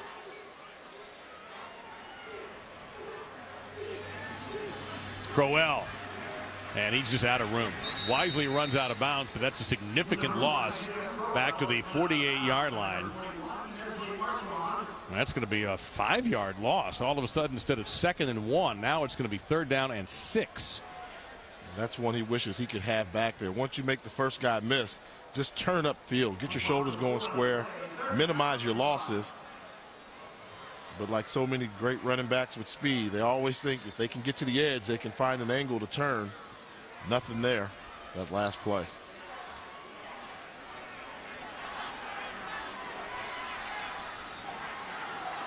McWilliams in motion. Jenkins. He has some room if he can break a tackle. And he'll get the 1st down. Stutter stepping across the 35 to the 33-yard line. DJ Howard finally read him out of bounds, but a gain of 18 on 3rd and 6 gives Alabama State another 1st down. This is why so many offenses like mobile quarterbacks. Nothing's there. Bad play selection. They've got it sniffed out. Now it becomes the athleticism. And we talked about Greg Jenkins doesn't run like your typical quarterback. He's more like an extra running back in the backfield, making defenders miss and picking up the huge 1st down for the Hornets. Cyrus stays into the tailback spot, number 22. Fake it to him. Jenkins. Open McWilliams, and he couldn't hang on. That would have been a remarkable catch at the 12-yard line. 2nd down and 10 coming up. And that's one of the adjustments Bethune-Cookman has not done. Alabama State's doing a great job of running the 2nd man through the zone on cover 2. See, once the first guy goes, McWilliams, he's running scot-free down the sideline. Several times we've seen that open. They've only been able to connect once. But that cornerback is going with the first wide receiver through the hole, leaving McWilliams or whoever the 2nd wide receiver in that zone is uncovered. Just a reminder, the play clock is not functioning, so you don't see it on your screen. The officials are keeping that time on the field. So how was that? Is that a real pain for a quarterback, Jay, to not be able to see that? It's a pain if you've got a guy that's a stickler for details and blowing the whistle exactly at 25. I'll tell you what, Bethune Cookman's defense stayed home that time on a bit of a trick play involving Marcus Gamble, number 85. No gain, sets up 3rd down and 10. Good job by the Wildcats to read that and stay in place. They're trying to do the misdirection to the right and bringing it back to the left, but they weren't fooled at all. 2 Wildcat defenders in great position to make the tackle.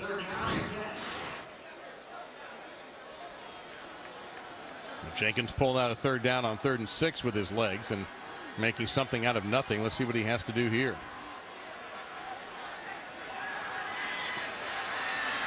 Under a lot of pressure. He's going to have to get rid of it this time. He can't.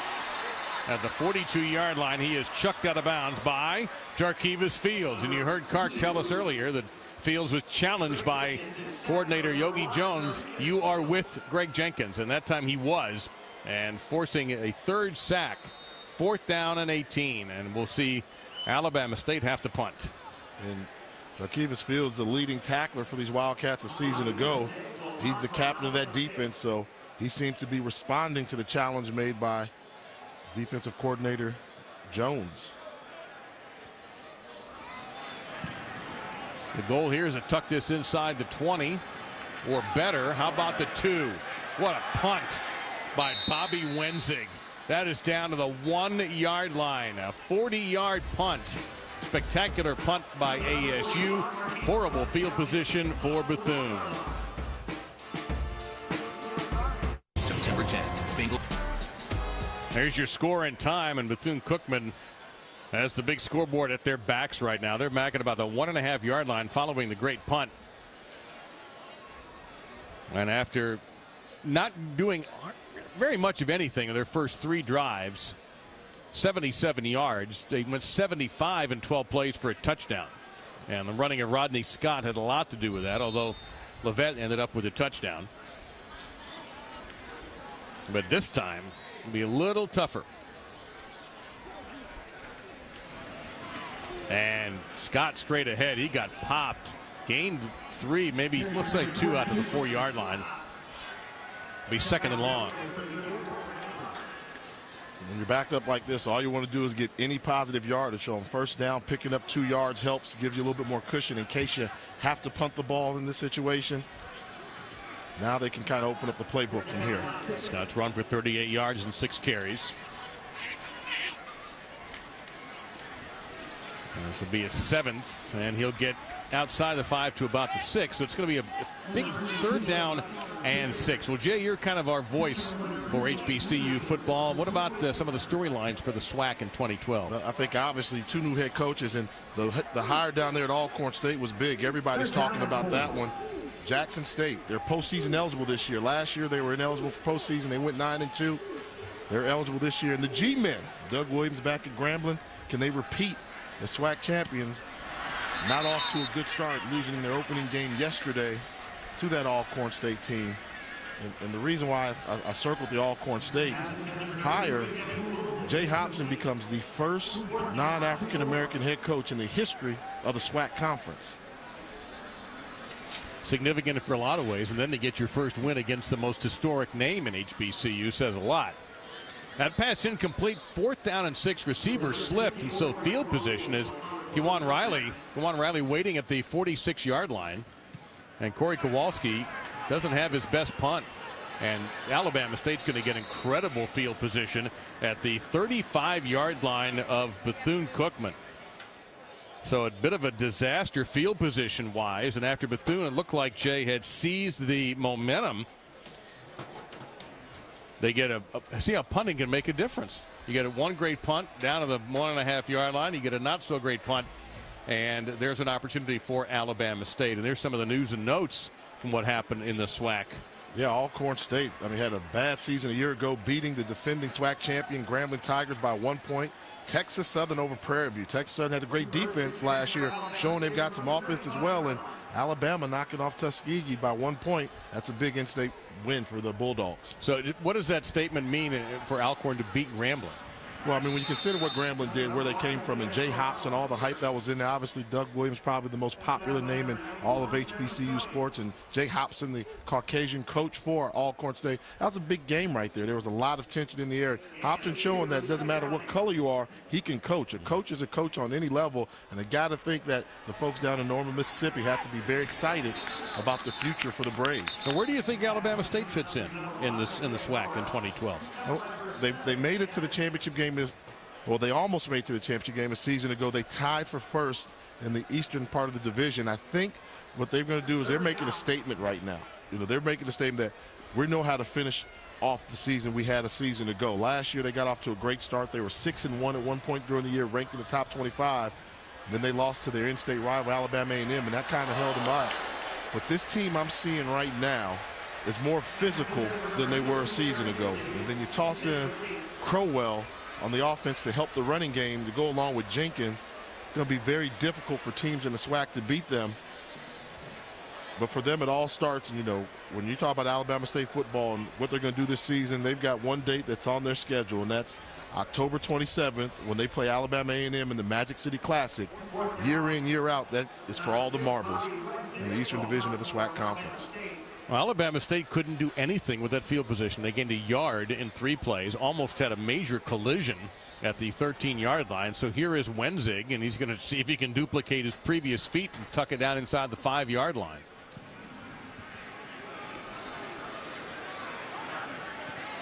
Couldn't do it.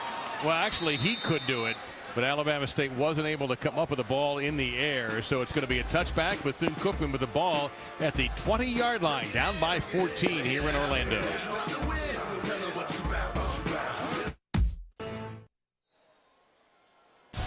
College football in high definition is presented by Vizio.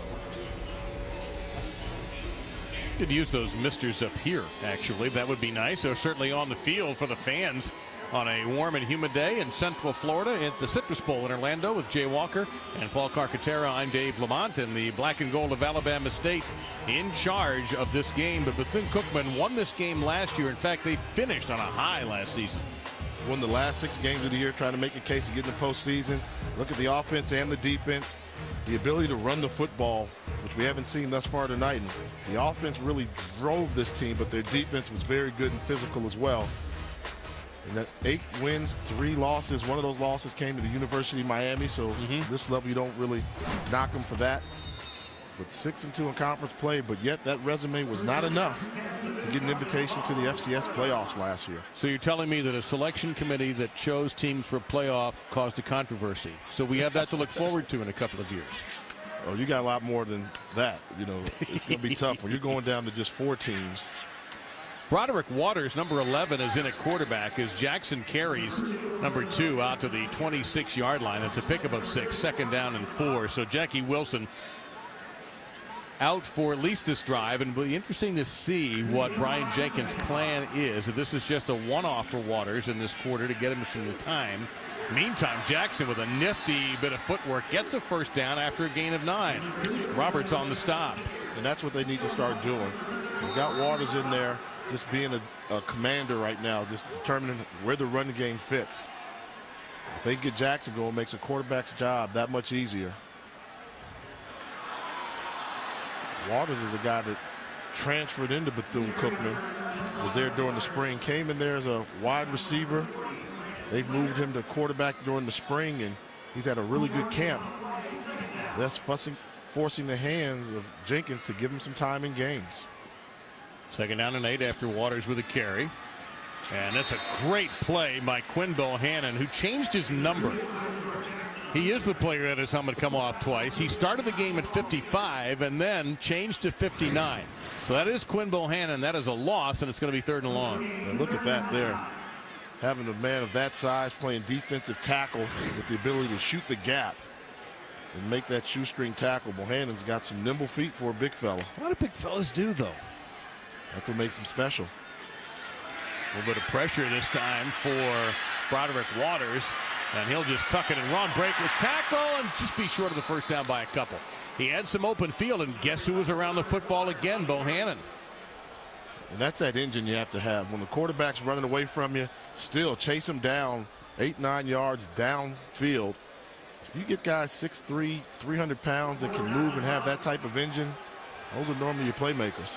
A little go for it here with 1:10 to go in the half. 4th down and a yard. Are they trying to draw them off? No. They run the football and get the first down and a lot more inside Alabama State territory. Adronicus Lovett, and we have a Bethune player a little slow to get up as their big right guard, Markel Rozier. And they're going to have to bring the training staff out. And this is that same run that they scored the touchdown on earlier in the half. Running off to the right tackle. Lovett is their short yardage back, able to pick up the first down on 4th.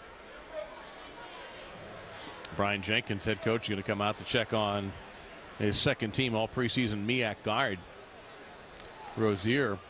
Coming up on the State Farm halftime report, our friends at the studio will recap Saturday's college football action, take a look at the top 25 scoreboard, and yes, we're going to bring you some of the Battle of the Bands.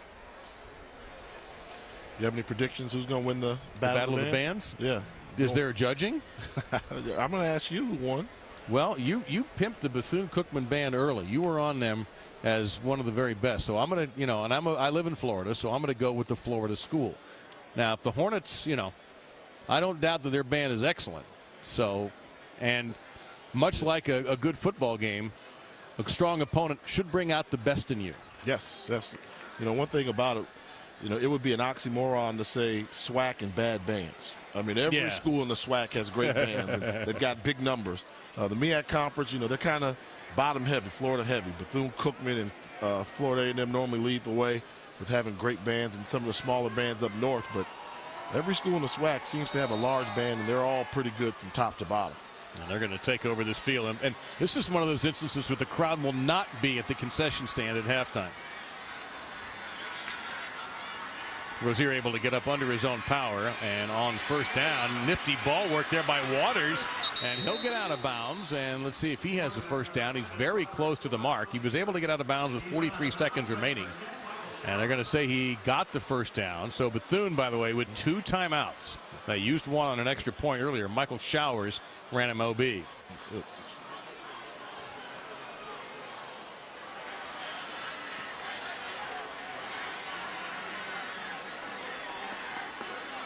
Jackson is the tailback, number 2. He goes in motion. Look that way, come back the other side to Eddie Poole, and what a tackle by Rashada. DeAndre Rashada, sophomore from Covington, Georgia, stuffed that play after just a 1-yard gain that'll force Bethune to take a timeout. And great recognition by Rashada. Once you see the wide receiver screen is coming, you've got to get up on them in a hurry before those offensive linemen get to you.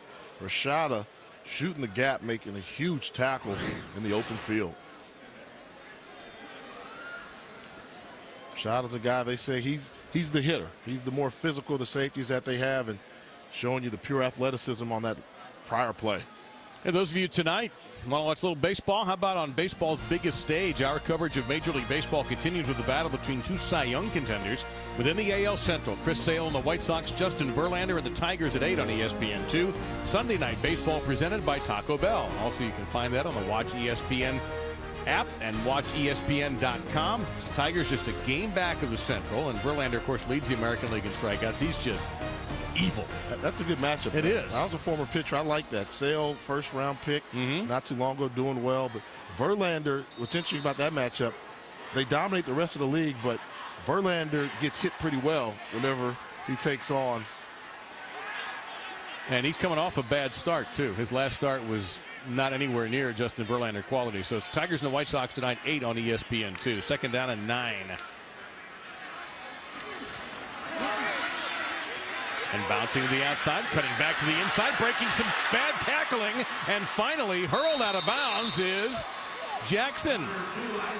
Isidore Jackson. Finally, Riley just hurled him OB, but I think there's some poor tackling along with great running.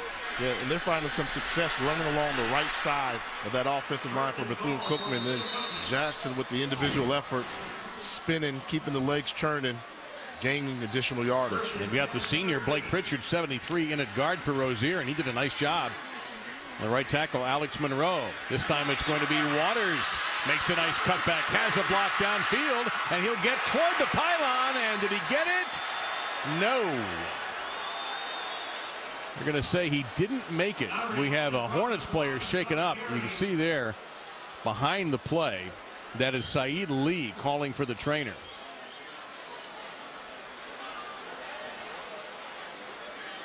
And Lee tapping the helmet, letting everybody know. Player, timeout. Need some help. You see Lee right here, number 7. Going low. Just kind of looks like that shoulder might have gone straight into the turf. Yeah, the issue is football is clearly across the goal line, but where's the body? So let's see where that knee goes down there.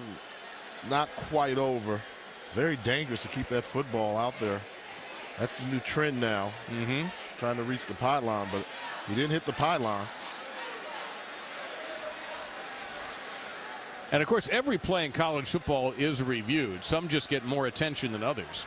So this delay with Lee being injured, and he's walking off the field now with some help, has given the replay officiating crew a little bit more time to take another look at this. Brian Jenkins is going to argue with the head linesman, hey, that's 6 for me.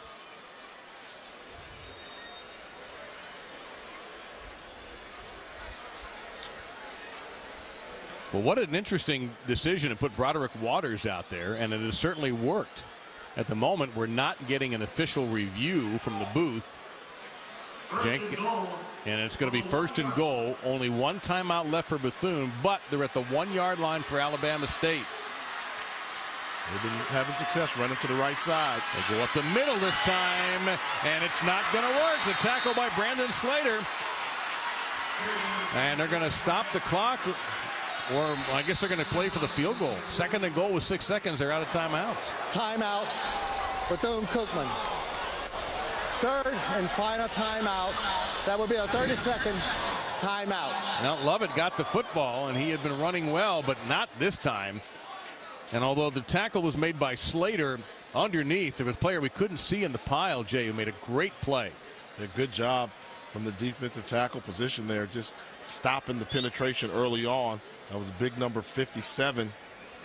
Jakari Wilcox, low pad level, forcing Levitt to change direction, allowing the rest of the Hornet defense to come and make the tackle for a loss behind the line of scrimmage. Now they're saying that the forward progress stopped at the 3. You've got 6 seconds. Yeah, I think his decision was made because when the tackle was made, there were probably 11 or 12 seconds. Jenkins took his time calling a timeout. So you got to think if he's going to let a couple more seconds run off, then he was willing to settle for the field goal attempt. Now, don't throw those headsets, Brian. That turf is hard. Well, there's Isaiah Crowell with a touchdown. And had a quick impact early in the game, but kind of tailed off as he struggled with cramps. Yeah, the struggle with the cramps, and I think the offensive line is still one of the question marks for Alabama State. They couldn't run the football a season ago. He came out great individual effort, but I don't care what level football you're playing. If your offensive line's not blocking, you're not going to be a great running back. You see early on able to get to the edge and run in space, showing you the spurts that made him the SEC Freshman of the Year a season ago with the strength and the speed. And now we're going to get timeout. Alabama State. 30-second timeout. First charge, timeout. Meantime, Brian Jenkins is going to take this advantage to yell at the officials some more about what he thought was a touchdown. You figured out that he's a pretty intense coach, didn't he? Well, we figured that out when we talked to him on the telephone. I didn't even have to see the pictures, but he's not giving that up. The thing is, it's not going to ultimately matter because it's not been ruled a touchdown. It won't be ruled a touchdown. He sent the field goal team out, and then Alabama State called the timeout. Hurd had missed a kick earlier, but that was from 45. This will be closer to 20 yards. What's interesting is that Rod Holloway, the referee, is giving Jenkins plenty of time to talk it out. Normally in that situation or a timeout, if you've heard enough as an official, you can just walk to the middle of the field or huddle up with the rest of your officials there and talk about it. But in this case, he's willing to listen to them. It was an incredibly close play, by the way. I was a little bit surprised we didn't get a review from the booth as Hurd puts 3 on the board for Bethune. He made more than half his field goals last year, and he handles it. He is at 50% for this season. So Bethune thought they should have more points than they do, and they left 1 second on the clock. And you can understand why Jenkins really would like for those officials to take a look at that. I mean, that's the opportunity to make this a 1-touchdown game instead of being down by 11, which requires you to score a touchdown. And but here's the thing. He has to come upstairs and yell at the people up here. He's giving these guys 30 earfuls, and they didn't. You know, let's go back and take a look at the play that has Jenkins so worked up. And there may be other things, too, by the way. But this is the play that he thought was a touchdown. And maybe he just wants to know why wasn't it reviewed. You know, if that's a potential touchdown, then he might have been calling for them to take a look at it. Well, you can always challenge. The other thing is just a reminder that review comes from upstairs. Upstairs calls down and says, hey, we need more time. We want to look at this some more. I'm a little surprised it didn't happen. And then particularly that there was an injury on that play as well. Right, which I remember saying. It gives them a little extra time to hit the rewind button a couple of times. Hands down balls. It's so close. The ruling on the field, again, the indisputable video evidence would have had to overturn the call of not a touchdown. Never got to that point, never got to the review, and Bethune settled for the field goal. You know, just, oh my, you better get that. And we have a flag down. Hang on just a second. The half may or may not be over. We have a flag down at the line of scrimmage, and the referee's going to make sure. The players are running off the field. Bethune Cookman has outgained Alabama State 246 to 198, but the one stat that matters is the score. Illegal formation on the kicking team. That penalty is declined. End of the first half. That's because the folks here want to see the bands. They don't want to see another kickoff. Still going at it is Brian Jenkins. Calmly. And now a look of resignation. All right, we're all right now. I'm done. Wild. Let's go down to Paul with Reggie Barlow. Coach, play of sophomore running back Isaiah Crowell in the first half. Isaiah, you know, he's a special guy. Of course, he has the power and strength there, and we just got to give him the ball a little bit more. He's doing a good job for us, and we got to give him the ball. He's feeling it. Defensively, you held Bethune Cookman scoreless in the first quarter. They put up 10. What's the point of emphasis defensively in the second half? Really just not being complacent. You know, our defense was playing really well. Guys got a little lax, so we got to go and coach them up, get them to come back out with a lot of energy and get ready for the second half. Thanks, Coach. Thank you, Paul. Thank you, Coach. Our score at the half is Alabama State 21-10 over Bethune-Cookman. Coming up after the break, we'll check in with Jesse Palmer and Sean Anderson in studio with the State Farm Halftime Report.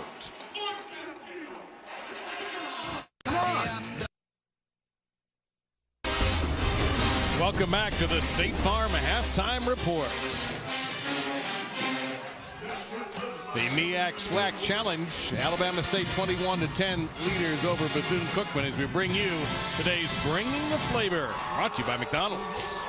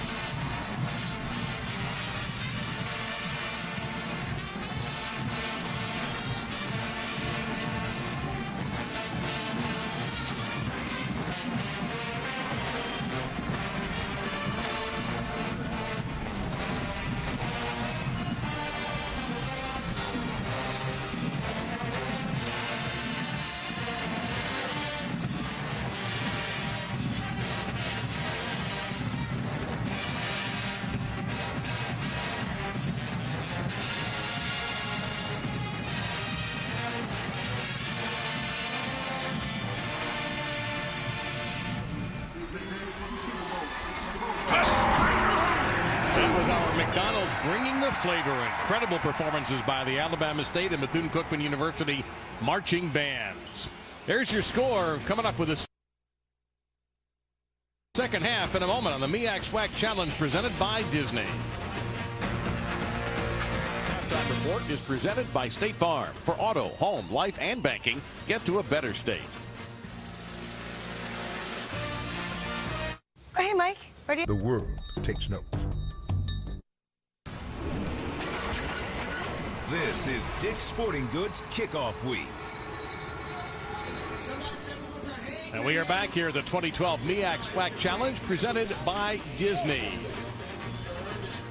Alabama State ahead of Bethune Cookman, who won this game last year to the Wildcats, but they're down by 11 at the half. Alabama State did have a 21-0 lead, Jay Walker, but Bethune Cookman clawed their way back into this game. But the story, Alabama State, really, we talk a lot about offenses, but their defense had a lot to do with why this game is like it is. That's been the big surprise. They've shown that they're stronger in the trenches than Bethune Cookman. The Alabama State defensive front four has really dominated this game in the first half, just frustrating the Wildcat offense. Pressure every time they tried to run the ball, every time they tried to throw the ball. They were surrounding the pocket, owning the line of scrimmage, making Bethune Cookman rely upon the big play. They were not able to maintain long drives down the field, but they did give up some big plays in the secondary, which is why Bethune Cookman was able to score 10 points in the second quarter. And we'll see if that can get Bethune Cookman to a better state. Brought to you by State Farm.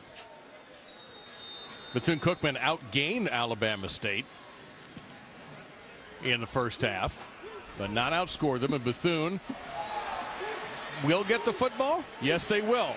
After some initial confusion, but they'll get it in poor field position. They haven't started a drive past their own 25 in the game, and they're not going to here. Looks like they're going to mark them down at about the 8-yard line. A poor start there for Bethune. And there's that unusual total yardage I mentioned, and Bethune doing it on the ground. Yeah, I mean, they've got the number of plays they've got in there, haven't been able to punctuate as many drives as they would have liked, missed some opportunities, and they've got to shore up the special teams. They muffed a punt earlier. Alabama State made them pay for it.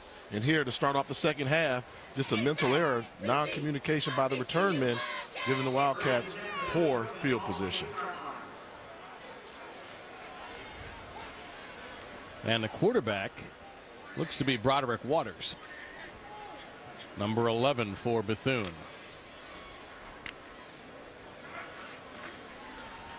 And on the handoff, nice hole opening that time, and a slip at the 15-yard line. Excuse me, the 10-yard line. A gain of about 3 for Jackson. Let's go to the third member of our unit on the field, Paul Carcaterra. Had a chance to catch up with Coach Brian Jenkins from Bethune Cookman coming out of the tunnel. He said he's going with Broderick Waters in the second half because he gave some life to their running game. I also asked him, Coach, why were you so upset with the officials in the last few seconds of that second quarter? He thought that play, Jay, should have been reviewed. He called a timeout. That would entice the referees to review it. They still didn't do it. He's still fuming about it. And again, that decision, Jay, and we were right about it. Still has to come from upstairs, not from downstairs. Yeah, and we talked to some of the replay officials here, and they said they looked at the play, and the play was going to stand. So although they didn't have to call timeout for an official review because there was an injured person on the field, they looked at the play. They said that Williams' arm was down around the 2-yard line, and the ball was not across the plane. So they ruled that his arm and elbow were down on the 2-yard line, so it wasn't going to be overturned at all. Maybe that's that lack of communication.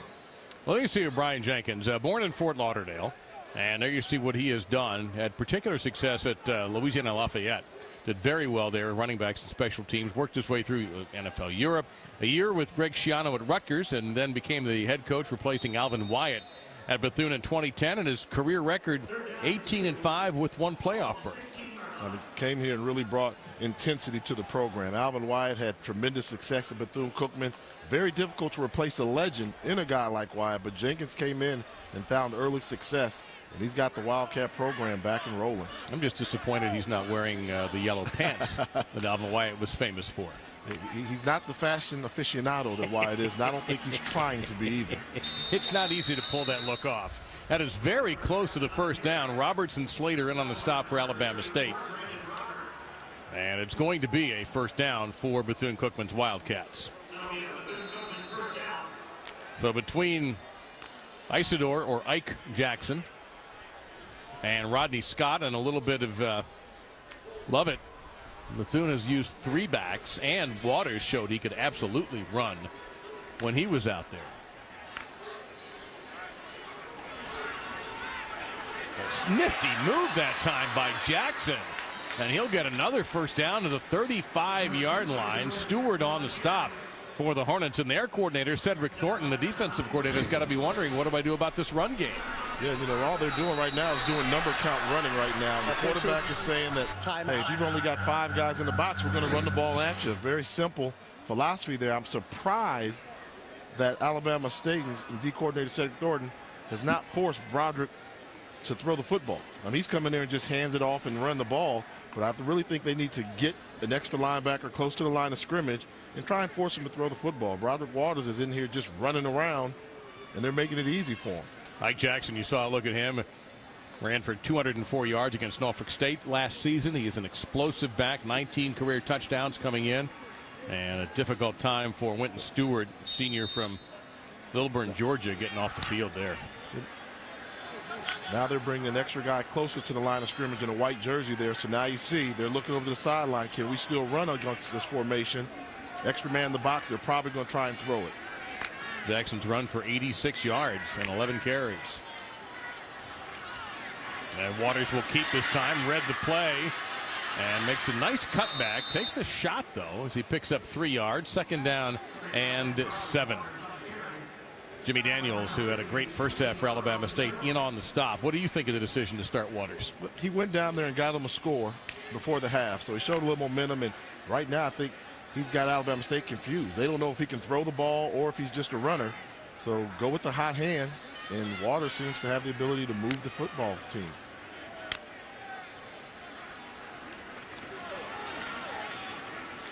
Couple of yards there. There's a 41, they're going to say.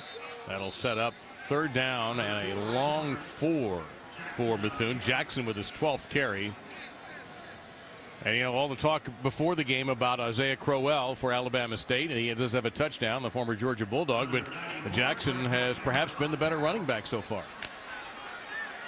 At least the stats back it up.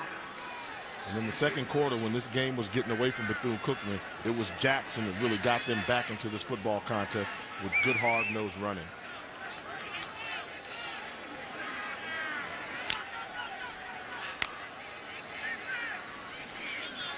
Little option, he'll keep it. Oh, solid hit. Short of the first down. Brandon Roberts, number 34, the senior from nearby Winter Haven, Florida. That's just a beautiful tackle. Yeah, good job there of just stretching it all the way to the outside. He thinks he's got a running lane. No, you don't. You got a headache, son. He baited you into thinking there was a running lane there. So 4th down and a yard to go.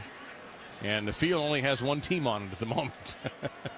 Now, this is that area where we've seen Bethune Cookman go for it on 4th down.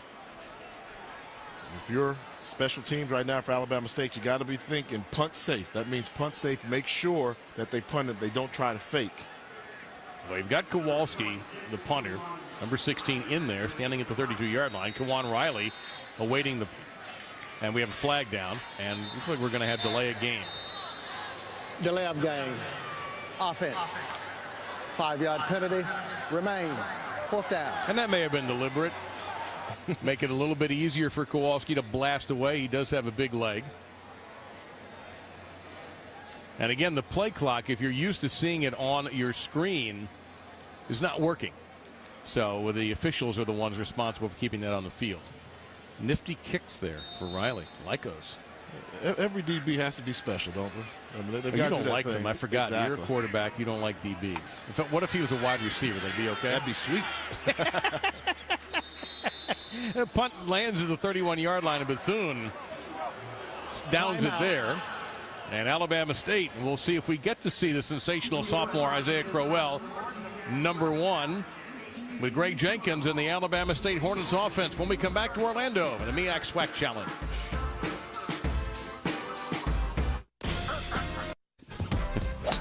Indulge in grown-up escapes and family fun entertainment at Walt Disney World Resort with experiences including a new addition to Downtown Disney and Epcot's Food and Wine Festival.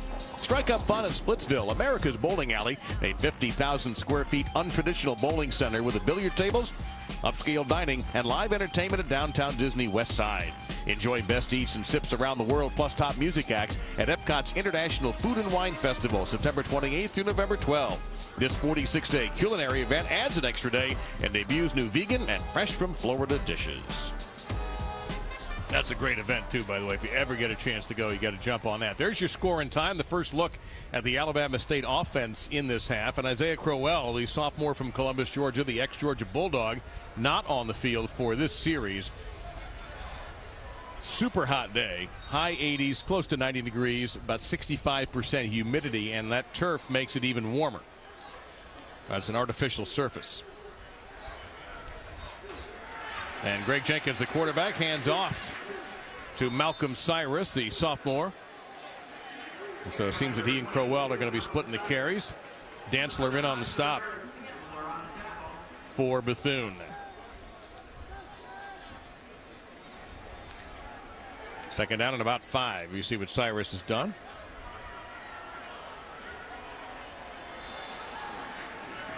Jenkins, good runner. Look out from behind. Being chased, he'll throw it, and that's another spectacular catch, but out of bounds. T.C. McWilliams one day must go to the middle of the field, Jay, because every time they throw to him, it seems like he's hovering around the sideline. Yeah, he works the sideline well, but on this last one, kind of his fault there. If the quarterback's scrambling, you've got to know where you are on the field, and you're going to see McWilliams. Watch him drift. He's out of bounds right away. Quarterback's just throwing to the number. He was stepping on the line, standing on the line when Jenkins threw him the pass. When a quarterback breaks the play like that, is there a verbal cue for the receivers to know to come back? Yeah, sometimes you just call the scramble call, and somebody's going to yell it. But they're taught when you see your quarterback running, run towards him, don't run away from him.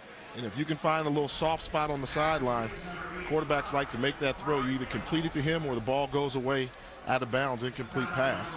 Marcus Gamble made the catch, unable to get the first down. They're going to be a yard shy, so a 3 and out to begin the half for the Hornets. Their offense since the first quarter has definitely cooled. Yeah, you know, we talked to Coach Barlow going into the half. He said he thought his offense got complacent. Everybody got complacent. No, I think the tide is changing. And Bethune Cookman is starting to take the fight to Alabama State, which is going to make for a dynamic second half because they seem to be running on flat tires right now, Alabama State. And Bethune Cookman slowly but surely is gaining momentum, starting to gain control of the line of scrimmage and beat up on the Hornet offense. Low line drive kick from Wenzig. Caught at the 20-yard line and getting out to the 30-yard line.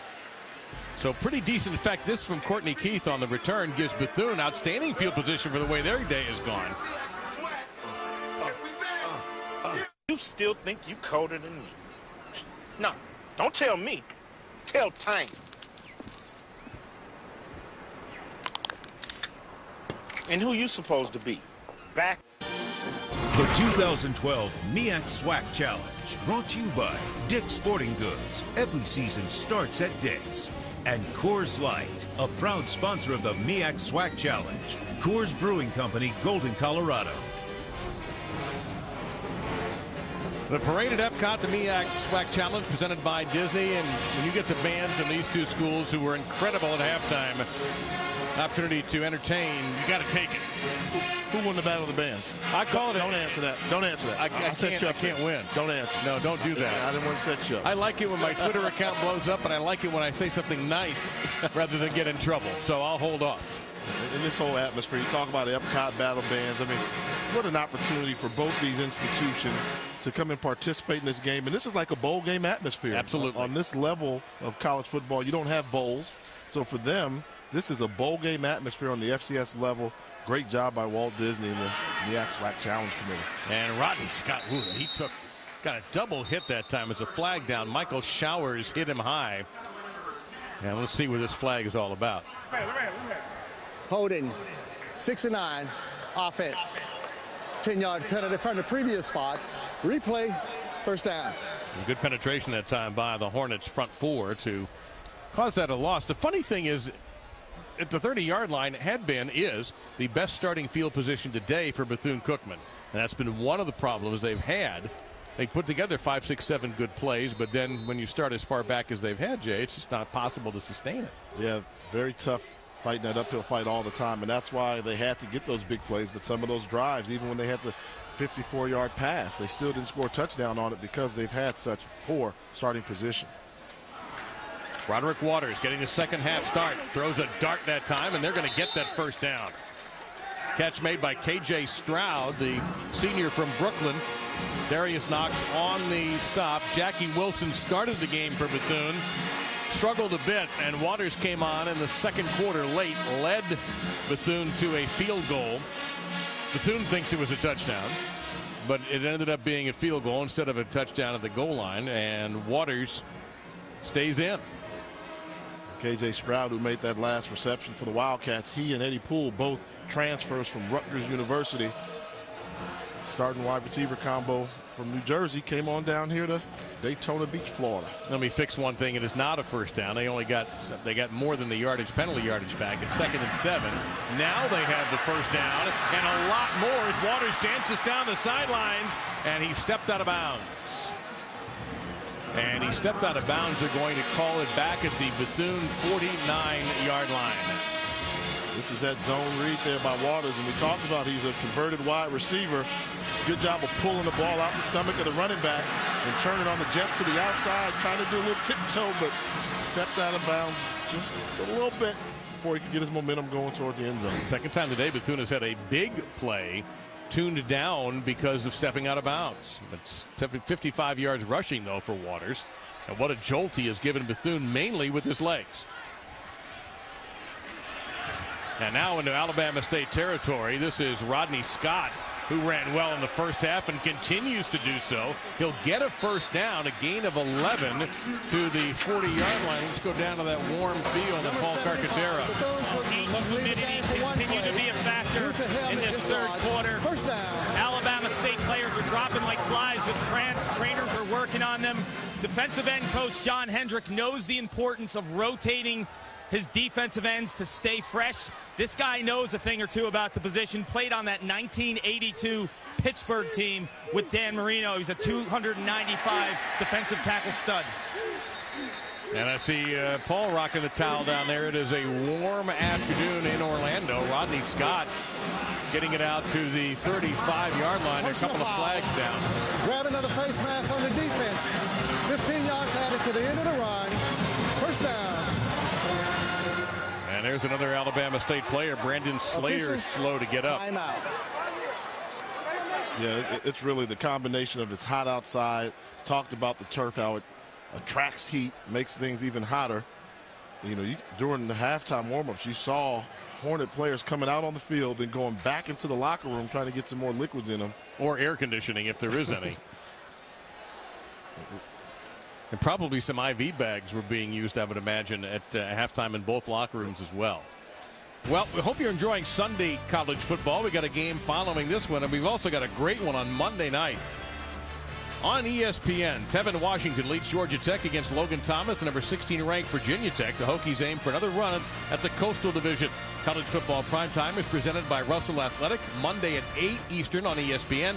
Also available live on Watch ESPN. And Logan Thomas, a little bit of a breakout year last year. Probably didn't want to get that interception number down a bit, Jay, but still a solid year. Yeah, you know, coming in there after replacing Tyrod Taylor, I think he exceeded the expectations they placed on him in Blacksburg, and now he's coming up for a Heisman Trophy campaign. They think he's got that type of talent.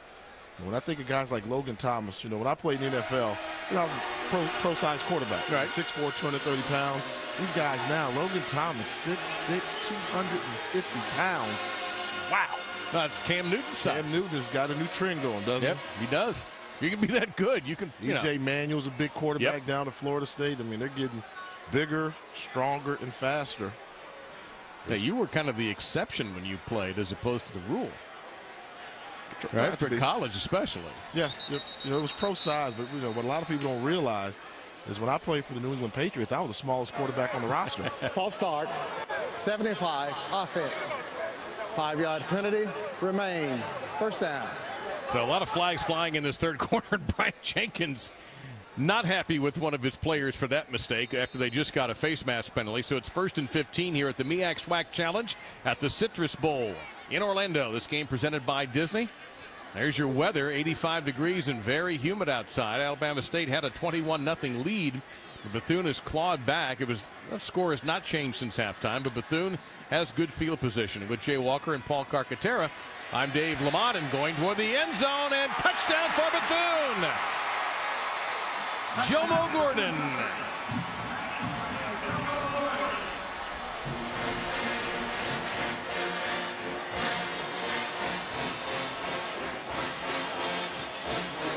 Well, after Alabama State tried to crowd the line of scrimmage and bring defensive linemen up in the gaps, they moved the pocket. Good job by Waters, squaring his shoulders and making an accurate throw. Alabama State defensive back just one step late. Touchdown Hornets. So a 4-play, 46-yard drive in 2 minutes and 37 seconds for Bethune. And this is the closest they've been to Alabama State since the game began at 0-0. With 5:53 remaining in the third, and the difference maker, Broderick Waters, who came out of the second quarter. He's now thrown his first touchdown pass of this season.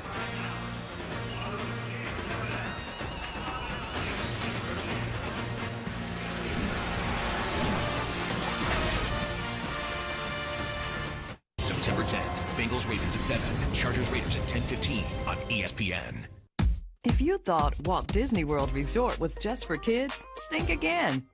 From pools and parks to shops and shows, it's a whole world of grown-up fun. So come relax at a world-class spa or set off on a behind-the-scenes tour.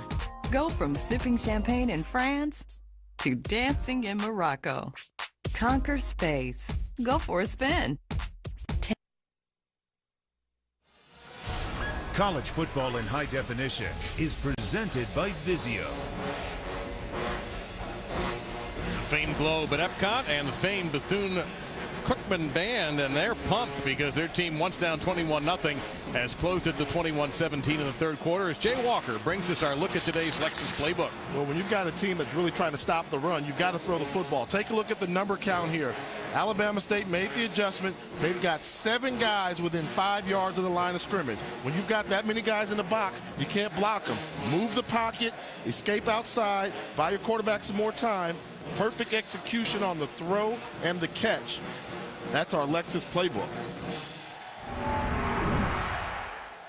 So the Wildcats, there's one player there's got the right. He's not playing today, but he's not going to be cramping up. Got that towel on there, which I'm guessing he's got a little cold water. You see the total yardage and the difference in just this quarter alone. And the third quarter was another dominant quarter for the Wildcats last year. Outscored opponents 119-37. They were particularly tough in first and third quarters. And that's what I call the mark of a good coaching staff. When you go in there, make the halftime adjustments, and get your team ready to play in the second half, which is that third quarter, and then they get out to good starts. We have a fumble here, perhaps. Marcus Gamble brought the kickback for Alabama State. Bethune is claiming they have the football, and the officials don't agree. So we'll get a look at the Alabama State offense, and we'll see if number 1 Isaiah Crowell comes out. The one-time Georgia Bulldog dismissed from the team by head coach Mark Richt after an arrest. And he, about a week later, in July 5th is actually when he joined the Alabama State football team, and it is Crowell. Not impressive numbers, but he does have the one touchdown. And he was an impact in the beginning of the game. He was one of the guys that helped them get out to that early 21-0 lead. Good hard-nosed running. Then the team started focusing on him, and he was able to make some good plays. The previous play is under review. All right, now the rule is if you can recover the fumble immediately, it is your ball. So as he's running, ball's the knees down. Well, that is really close. Plus, there was a face mask, which they can't call, of course, in review. But look at his right knee. Does he have right now control? Ball's coming out. Yeah. That is crazy close. Some great camera work there. It's out. But is it indisputable to overturn a call? Call on the field is not a fumble, and Alabama State ball. Now, if they see that look there, that's pretty indisputable. Think that's a fumble? You're looking for the knee to be down. Knee was not down. Ball was coming out, going towards the ground. And I think there have to be certain keys you look for. If a guy fumbles the ball, I mean, it's real simple. Is any part of his body on the ground when he fumbled? The ruling on the field stands as called. Alabama State recovered the ball, had the ball before hitting the ground. First down. I don't know how you see that. I just really don't know. Am I seeing something different that you're not seeing there, Dave, in that replay? I mean, much like the debate about who won the Battle of the Bands, I might stay out of this one. Let's take a look again. Look at the knee. I mean, that's the only thing they could be questioning. Is the knee down? No, no, no, no, no. Ball's coming out. Now the knee is just now going down. Yep. That ball's out. You're right. It is out. By 6 or 7 inches. I mean, and there you see the recovery by the Wildcats. Now, are they reviewing this thing again, or did he call timeout? Because you see, can you review twice? Can you challenge? Can you make a challenge? There's no such thing as double jeopardy here. He's got a right to be upset. I mean, you see it there. That ball was out. It's a good thing that Bethune only has a short bus ride back to their campus as opposed to, say, a long flight. Let's go down to the field and Paul. I'm on the Bethune Cookman bench. A lot more life on this sideline compared to the opposite side of Alabama State. These guys know they're back in the game. Offensive line coach John Powers challenged his group, said we need to stick together, get after this defensive line, we'll wear them down. Remember, guys, they returned all 5 of their top rushers from 2011. This is a unit that's deep running the ball. Yes, and they Bethune has run the ball especially well, and that's been the difference in how this game went from 21-0 to 21-17. And Jay said, can they review it again? And I said, of course, no, but they are. Now, I don't think I've ever seen a re-review. I haven't either. You would think you wouldn't have to, but so maybe they're going to come up with the fumble, but you got to think, you know, and I'm a big fan of what we talked about earlier. I don't care how long it takes, get the call right. And if they've got to review it twice in order to get the call right, within the time frame, go ahead and do it. We're going to look at it again, but I'm told by our producer, Todd Jones, that this call is going to be overturned. And it's the right thing to do. I mean, I think if you look at it, all you're looking for is the knee. You're not worried about sidelines and things of that nature. Nothing's down, nothing's down. Right knee is not down, ball's out. And you see the other thing that helps Bethune is the immediate recovery. Yep, and you see he knows it too. Right. See, the runner will give you with his body English. He tries to grab it right away. He knew that he lost it, so he tried to recover it. And I'm telling you, when they overturn this place is going to erupt. And the Wildcats have really seized momentum of this football game. And the issue, I'm told, is where the ball is going to be spotted, which should be about where it is now. I don't think there's going to be any dramatic change.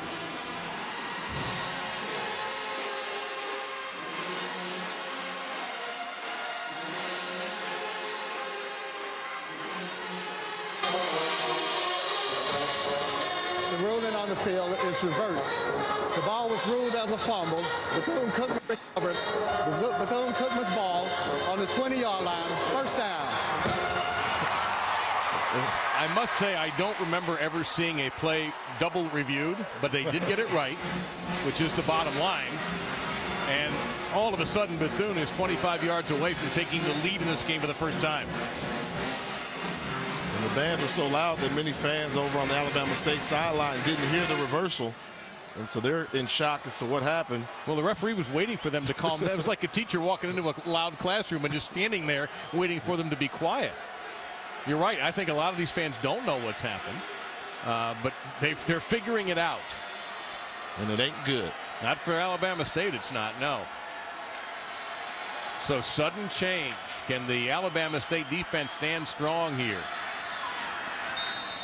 And a gain of 3 straight ahead. Rodney Scott tripped up. 2nd down and 7 coming up. And now when they break the huddle, I want you to take a look at the interior line for Alabama State. They brought the extra guy up closer to the line of scrimmage, got burned with the pass. Now they're backing him up. See, they got the safety high. They're only going to have 6 guys around the line of scrimmage, even though Bethune Cookman has 2 guys in the backfield.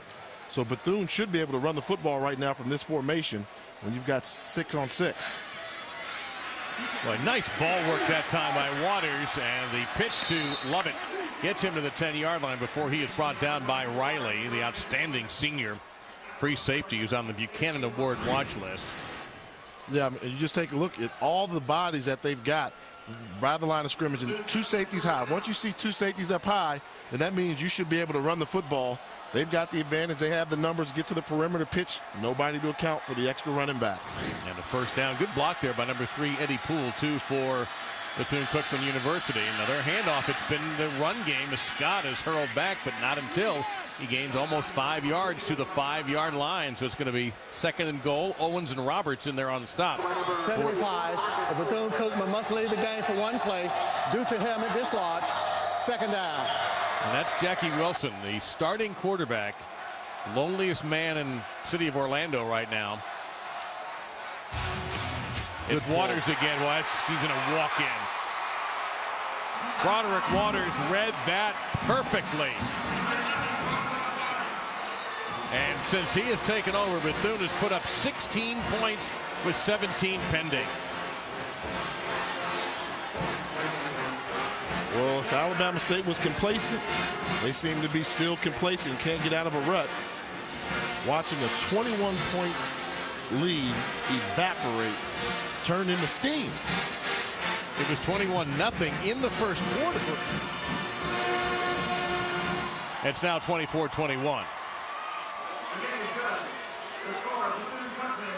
And sudden change making the difference after the fumble on the kickoff return. Now this is how you draw it up here. This is stealing here. Now I'm gonna put you on the spotlight, Dave. Oh, wow. When you get there, I'm telling you, option off the in man on the line of scrimmage. If you're the quarterback, I want you to look to your left. You know the ball's going left. Okay. In man on the line of scrimmage. He's right outside your camera. You can't see him now. But when he comes in, you tell me how easy is this decision to make. As we run the play here, you're gonna watch number 53 come in. He goes flying. That's the in man on the line of scrimmage. Yeah. Go by him. What's his normal responsibility as the quarterback? Yeah, now let's make it easier. See, you see him knife down that way. Once he knifes down that way, that's the easiest look you can have in the court. I'm going to show you to him. That's him right there. Okay. That's the in man on the line of scrimmage. Follow him. If he goes with the football, you take it out of his stomach. He's going to knife down. This is as easy as stealing from a baby right there. Football 101. It looks like something you do at walkthrough. Yeah. You know, whether you don't want to hit the QB, don't hit him, and he just wanders right in the end zone. And they design it that way. That's why they leave him unblocked. So they're willing to take one guy and leave him unblocked, and he's got to make a decision. He made a poor decision, and they paid for it. So Alabama State trying to settle things down a little bit now. And they can't even get to the 20-yard line. This game is completely shifted around. Great coverage that time on the return. No chance for Riley to even get to the 20-yard line. Well, we got 2 races left until the chase. Greg Biffle, Jimmy Johnson, Dale Earnhardt Jr. are locked in. Carl Edwards, Kyle Busch, and Jeff Gordon battle for wild card position. The NASCAR Sprint Cup Series in Atlanta. You can see it tonight at 6:30 on ESPN. Crowell back out of the running back position. Greg Jenkins still the quarterback for Reggie Barlow and Alabama State.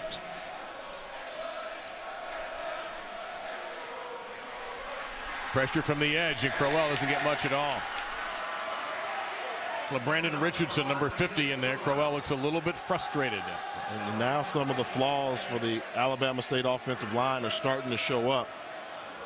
You know, you can have the greatest running back in the world, but if he's getting hit 2 or 3 yards behind the line of scrimmage, that's not a successful running attack.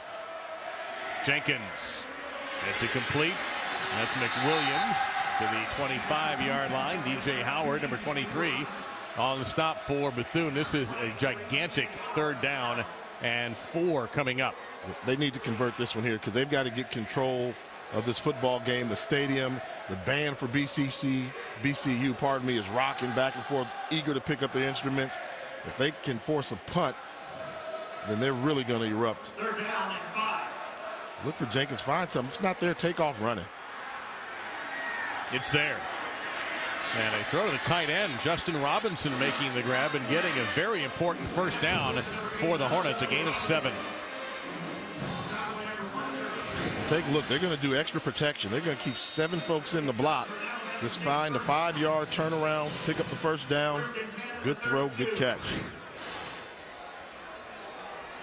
And Coach Reggie Barlow in his 6th year at Alabama State. Well, that's a great read by Jenkins. He took a shot. It was a flag down.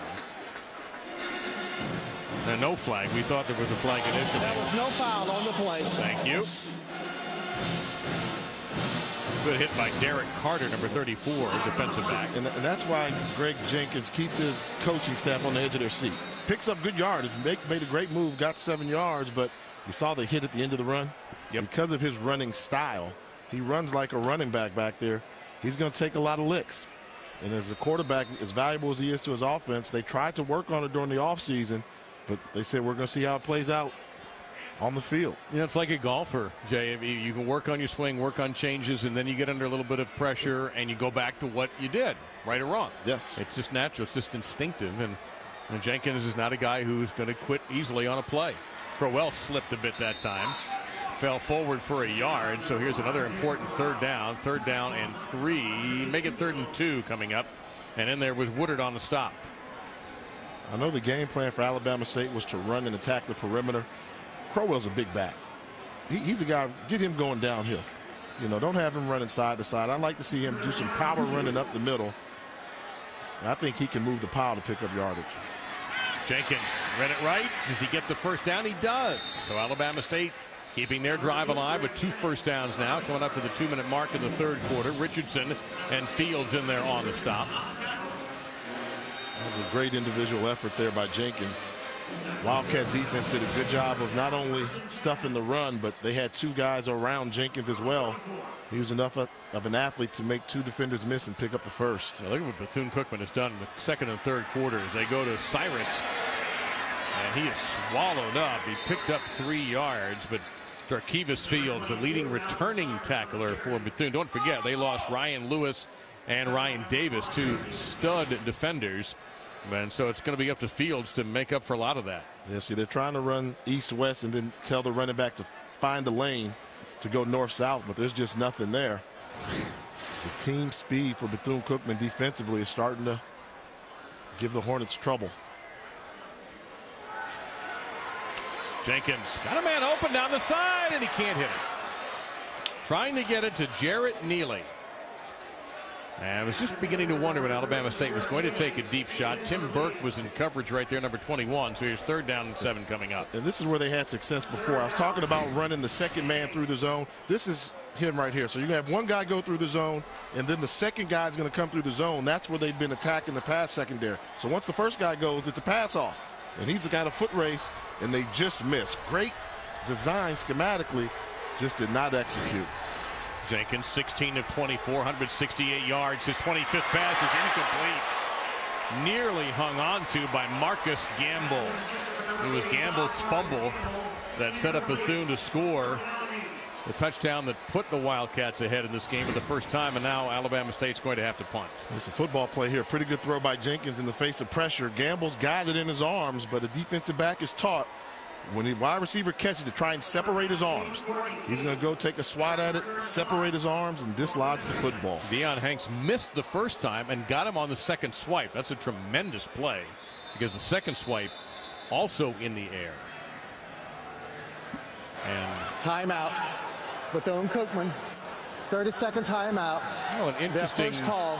Timeout, second half. Interesting decision by Brian Jenkins. It's clearly something that he wasn't comfortable with. And we talked a bit in the first half about the SWAC storylines, Jay. What about the MEAC storylines for 2012? Well, you got some interesting things that are going to take place in the MEAC conference this season. You know, Bethune-Cookman is one of those teams there that are interested in that. The second bullet point there, will they get 2 teams in the postseason? With the field expanding to 20, they did it in 2010. The MEAC got 2 teams in. Bethune-Cookman did not get in last year. Norfolk State did. The sophomore slump. You had 5 new head coaches in the MEAC conference last year trying to turn around their program. How are they going to do? I'm talking about the programs. You got A&T's got a second-year coach. Howard University, Savannah State, Delaware State, North Carolina Central, all sophomore coaches. And can Norfolk State repeat as champions? Going to be very tough. They've got road games at South Carolina State, at Hampton, at Bethune-Cookman. Pretty tough going to all those places and emerging victorious. Wenzig. It's a good kick. Looks like he's trying to get it to go out of bounds. Well, he did a nice job with that kick. Let's see where the official is going to mark him out at the 9-yard line. Bobby Wenzig, the junior, formerly with Arizona State, now with Alabama State. All right, let's take a look at the preseason poll for the MEAC only. You got Norfolk State with the reigning champion. They do that year to year. They kind of pay respect to the defending champion, name them #1 again. Pete Adrian's done a good job with that program. They had a dream season a year ago. South Carolina State, Buddy Pugh had a rebuilding year last year, and they still won 8 football games. That's how good they are. And then you've got Bethune Cookman and Florida A&M, and then Hampton. It's going to be probably one of the most competitive seasons in MEAC football play we've seen in some time. Any one of those top 7 teams I could see winning the conference. Staying with the ground, and it's Isidore Jackson getting across to the 11-yard line for a couple of yards. It'll be second down and long coming up to a minute in this third quarter. The game began quickly for the Hornets. If you're just tuning in, Alabama State led 21-0 at the end of one. Bethune began to carve a comeback in the second quarter. It was 21-10 at the half. And now the Wildcats have taken the lead 24-21, and they've done it with a quarterback change. Jackie Wilson started the game, but now it's Broderick Waters, number 11, in a QB, and he has made an enormous difference.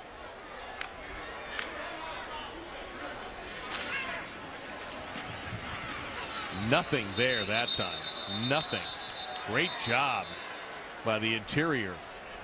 And that is Bauer, Jaquez Bauer, number 48, leading that charge. And that probably is going to be the end of the quarter, or maybe not. Bethune trying to work quickly. And they're looking at 3rd and 9 here. It's tough for them because they don't know how much time is on the 25-second clock. Now, this is where if you're an official, you let them know, hey, coach, you can't go to the end of the quarter. And that's what they're going to do. At first, it looked like they were trying to hurry the play, but then there's no read. You're ahead. Burn off as much time as you can. So Brian Jenkins of the third, trying to win his second straight MEAC SWAC challenge. They dominated last year. This time they've had to come from behind to get the lead through 3 quarters.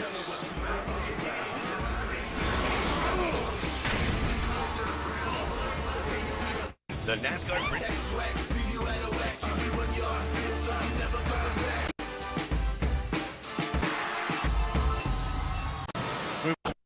Down for Cookman.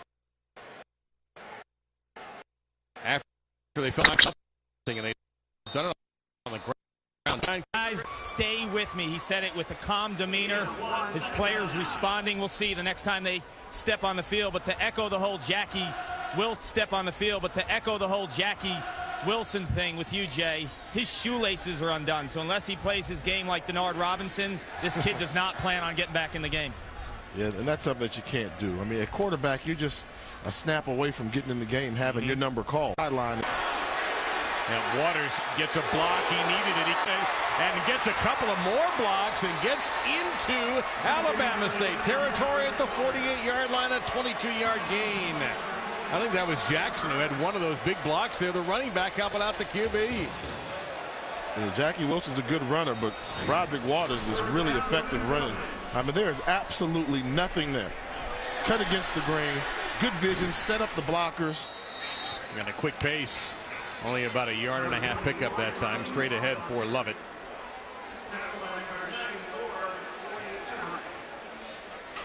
And it's an interesting situation. You're up by 3, so you do want to kind of, they're going to call a timeout. Yeah, they're calling a timeout. So Bethune's going to use their second timeout. Timeout, Bethune Cookman. Having just one timeout left in a 3-point game. Is that going to be a factor later on this afternoon? You can listen to satellite radio. You can make a hands-free call. You can relax in the comfortable interior. But with a proven 5.3-liter Vortec V8 and a high-strength... That's the thing right now. If you're Cookman by 10 points, he had a big play on special teams. Crucial. They had horrible position before. You give them a penalty, now they get an opportunity to maybe correct their mistakes.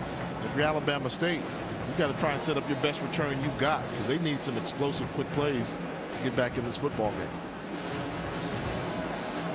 Well, a little confusion there by Bethune now. Instead of the 35, the kickoff starts back to the 30-yard line.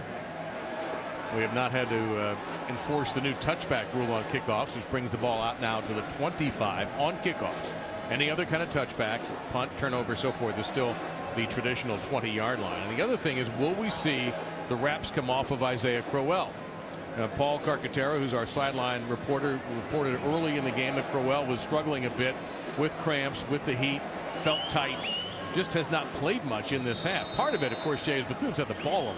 They have, but outside of the first quarter, he's carried the ball 4 times, twice in the second quarter and twice in the second half. And if he can't play because of cramps, that's a different story. But we've seen him go in and out. It's going to be another penalty here, and I think it's going to be on Bethune for another illegal formation. Meantime, Alabama State's going to get the football at the 25-yard line. That's a 15-yard gain on field position, but there's another flag that was thrown the second the ball was kicked. So do you do it a third time? Yes. Okay, and just keep moving it. Keep moving it.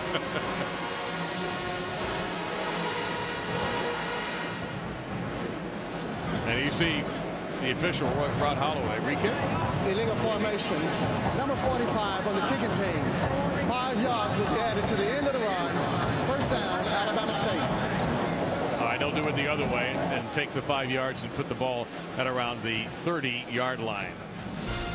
Looking forward to this one tonight. Coverage of Major League Baseball tonight on baseball's biggest stage, a battle between 2 Cy Young candidates within the AL Central. Chris Sale on the White Sox, Justin Verlander and the Tigers, 8 o'clock Eastern on ESPN2.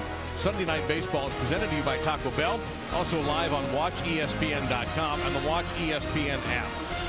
Sale, 15 wins. Verlander leads the American League in strikeouts. It's going to be lots of fun. They'll probably end up being, what, 11 to 10 and 12 innings or something like that. If Prince Fielder has anything to say about it, it'd be a high-scoring affair. Brian Jenkins' nonstop dialogue with the officials continues. He's had a lot to say to that group today. Meantime, the ball at the 31-yard line for Greg Jenkins. And this is Crowell right here, the one-time Georgia Bulldog, trying to get something out of it. Here comes another flag into the game. No gain. And let's see what the penalty is here.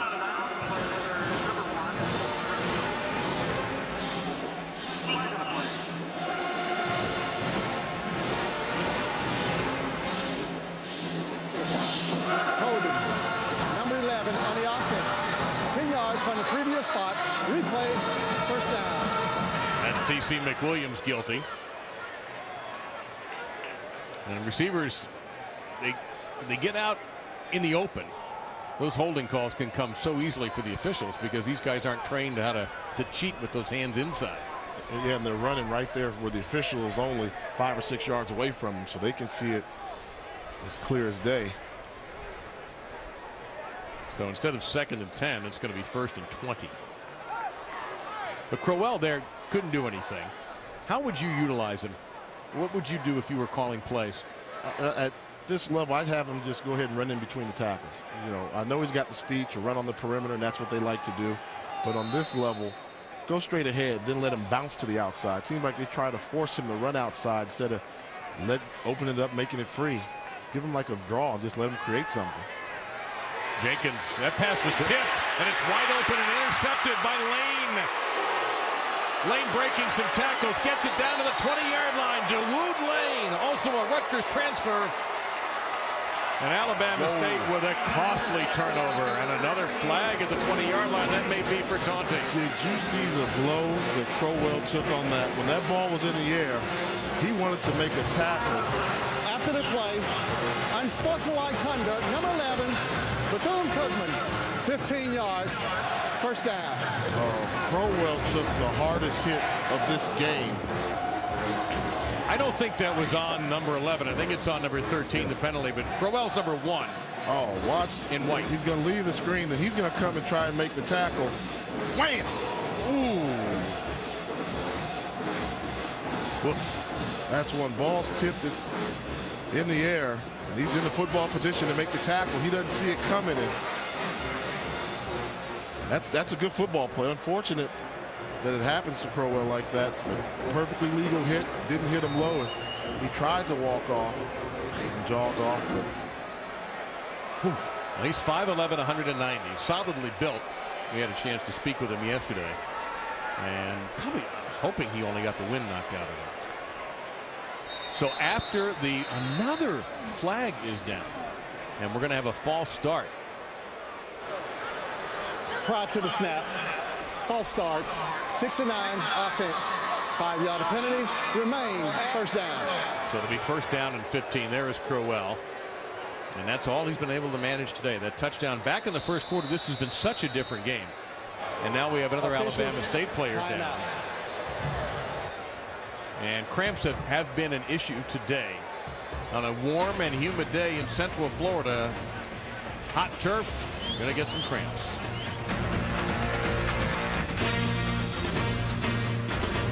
September 10th, Bengals Ravens at 7 and Chargers Raiders at 10:15 on ESPN. This is a key. It's a family tree. And there's some of the Alabama State faithful who made the trip from Montgomery, or maybe they've got some Florida-based fans. We're in the heart of Florida in Orlando at the historic Citrus Bowl, which is going to get some renovations in the next couple of years. Be nice to see. First and 15 following the false start penalty. Bethune-Cookman with the football at the Alabama State 40-yard line. They're going to get a couple of yards there straight ahead with Jackson. It'll be second down and 13. Now I think if you're Alabama State, you almost have to sell out on the run. Play man-to-man coverage. Get an extra guy in the box. Don't allow Bethune-Cookman to take their time and methodically run down the clock. You see the Wildcats are in no hurry to get this play snapped. And if they can run and gain 2 or 3 yards at a time, they'll do it. Whereas your Alabama State, you almost want to force them to pass and make it incomplete so this clock will stop.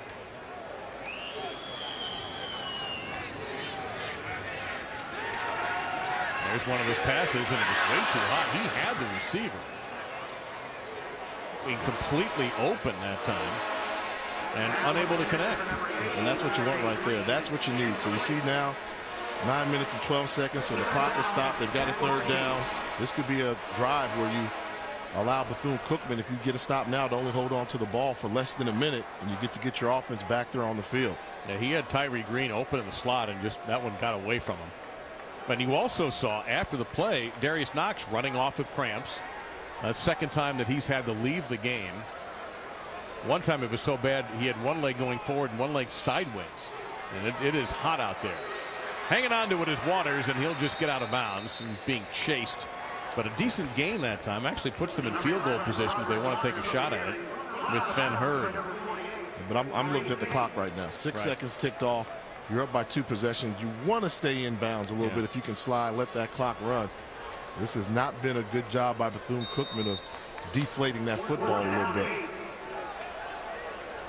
And they marked him out. I thought he got to the 30. He only got to the 32, so it's 4th down and about 7 to go, and no sign of a kicker. Waters now exactly 100 yards rushing in 11 attempts and a touchdown. He has been the difference maker in this game, replacing Jackie Wilson in the second quarter and leading Bethune to a late field goal in that second quarter, and he's been the best player in the second half. Flag. Delay of game, offense, 5-yard penalty, remain 4th down. Should mention again, if you're just joining us, the play clock has been out all day. The officials are keeping the 25-second clock on the field, and quarterback can't get any help by looking for that clock. It's not working. It's been like that all day. And again, that could have been deliberate also, because now they bring the punter out, Kowalski, and that may just been a situation where I want to burn a little bit of that clock. But 13 penalties on Bethune. Kowalski with a little bit of a rolling kick, and that's going to roll all the way into the end zone. So Alabama State has not scored since late in the first quarter. They're running out of time to do it here. Timeout.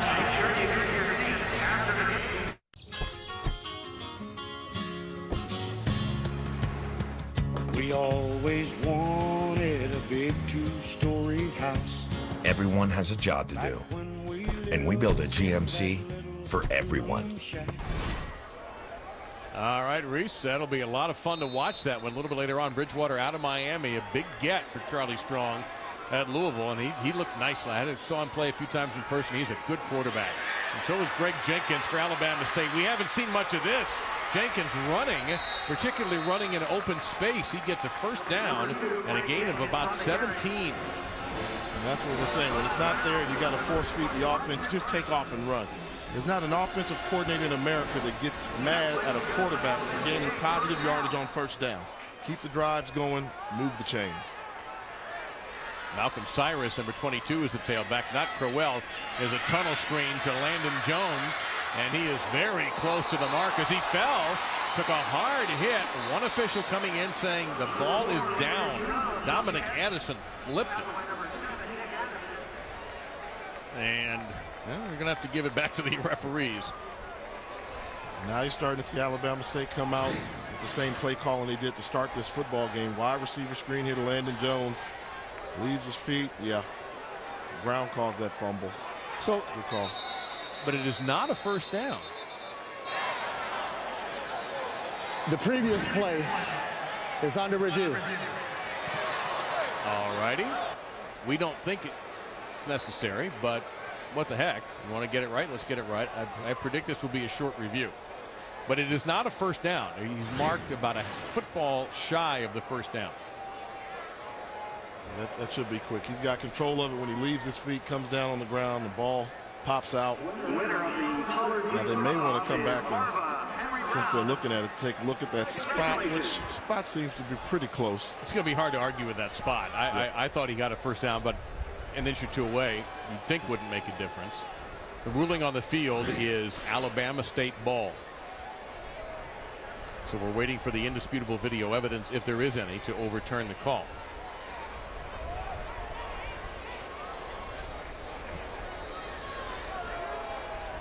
Well, I can tell you, Jay, by the date where the Kentucky-Louisville game is being played.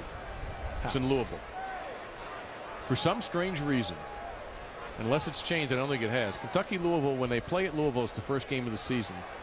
When they play in Lexington, it's the third. Okay. And so right. It's on ESPN News. It's going to be, I know that now because I had the pleasure of calling that game a couple of years ago in Louisville. And it's an odd quirk in the series. And I can't explain why it is that way, but it is that way. A little rivalry. You know, and I think Strong is, you know, I mean, that's always a good one there. You talk about Strong and Phillips there and the coaches you have there. I think they're both good coaches. And if you look at the grand scheme of things, both of them have their programs making small gains. Maybe not as large as some would have liked to think. But both programs are getting better. Louisville was down for a few years, and Charlie Strong walked into a situation that was not the best.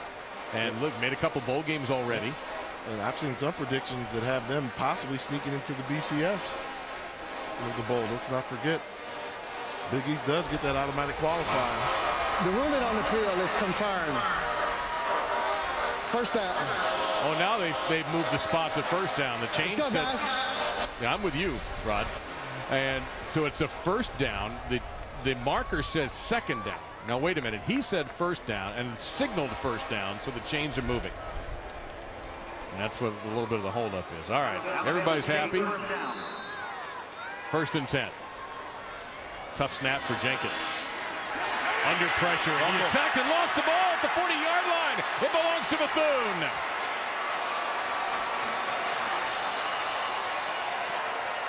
It was LeBrandon Richardson who forced the fumble, and coming away with the ball is Harold Love. Brandon Richardson, one of those transfers for Bethune Cookman. They've been looking forward to making some big plays. Played at the University of Central Florida a season ago. Gets his first career sack for the Wildcats, and it's a big one. Just a little bull rush there, locate the quarterback, hold on to him, got the strip, keep Jenkins away from the ball, and Bethune Cookman now. Things are looking really good for the Wildcats with a 10-point lead, less than 8 minutes to go. Third turnover by the Hornets today. And the look on Greg Jenkins' face kind of said it all right there. This is Rodney Scott, and he doesn't get much of anything. Maybe a yard if they want to be generous, where he is overwhelmed by a lot of white and gold and white and black and gold. Second down, we'll call it 10. He really barely got a yard, not even a yard.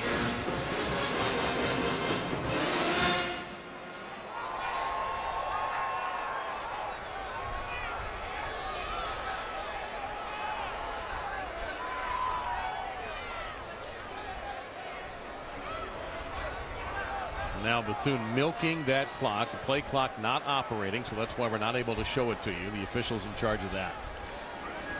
Straight ahead. Good blocking that time. And a nice hole for Rodney Scott. Down the sideline he goes and into the end zone for what might be the dagger touchdown.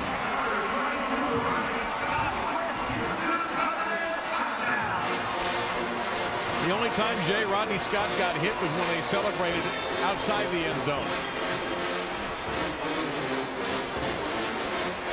The body English from Alabama State says it all. Rejected. They don't know what hit them. 38 unanswered points is what hit them.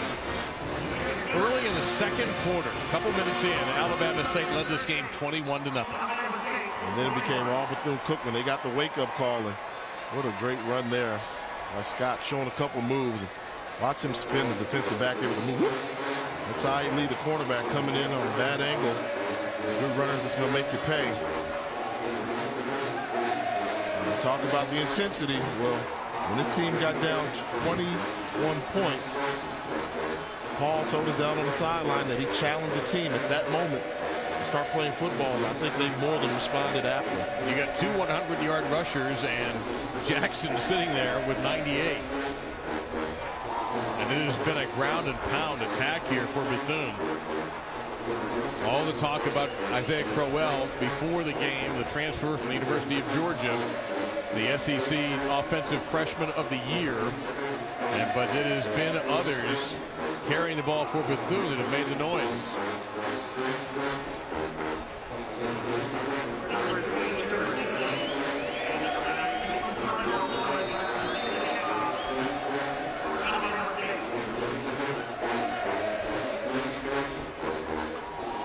You saw a shot of Crowell on the sideline, helmet atop his head. Bethune Cookman won this game last year in incredibly impressive fashion.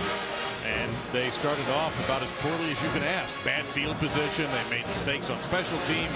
Their defense couldn't keep up with Alabama State. And all of a sudden, the switch of the quarterback helped. But what about the Bethune defense? We haven't talked much about what have they done differently. They made some changes. They actually forced Alabama State to run on the perimeter, even though that was their game plan. They took away. They got them from outside in. They said, well, you guys want to try and outrun us to the sideline, we're going to let our athletes make plays. And the linebacker corps, led by Fields, just started to intimidate all day long. And the D-line played together. Great adjustments by the Wildcat defense. An interesting coaching choice by Brian Jenkins that has really paid off. We take a look at the total yards by quarter, and that is literally ships passing in the night. Yeah, and they just couldn't get it going. I mean, and they got 131 yards in the first quarter. Most of that came on the opening drive of the game. Then afterwards, it's been downhill from there, and they kind of got away from what success they had. Give credit to Bethune-Cookman, as we did earlier. They made the adjustments. They said, we're not going to let you come here and just get us into open space. They started to turn up the tempo a little bit. A little hardware to take home for the winners. And right now, that's going to go on the Bethune bus back to Daytona Beach, unless Greg Jenkins can perform some miracles at quarterback. Picks up 5 there, second down and 5. And we talked quite a bit with Fred Keisey, the offensive coordinator, yesterday. He's the OC for Alabama State, about the pace. I don't think this has been the pace that he will be satisfied with. He won't. And you know, the strength of this team was the wide receiver corps, and they kind of got away from throwing the football to those guys there. And they've had success running the wide receiver screens, and they've got a good group. But when you got a quarterback that's running for his life, they've got to find that identity. Do you want to be a hardcore running team with a talent like Crowell, or do you want to continue to throw the football because you believe the strength of your team is in your wide receiver corps? Jarrett Neely got a first down, and Jenkins out of the game. They bring in Daniel Duhart, a redshirt freshman from Macon, Georgia, number 15, to be quarterback. And Duhart will hand it off to Rodney Cross. So Reggie Barlow giving out some playing time now, and just like that, Jenkins is back on the field. Yeah, and I don't think Duhart playing was because of Jenkins' ineffectiveness. I think it was coming into the game. They said, we want to get our backup quarterback some plays. He's one of the most improved players we had from the summer to the spring. So it was by design. They wanted to get him in the game. But just for the one handoff, though, it's second down, and Jenkins is back in. The middle of the field is open. Bethune taking out an official. Oh, no. Oh, wow. The umpire got hit in the head, I think. He got pushed. He got hit in the back. Oh, that's the first down.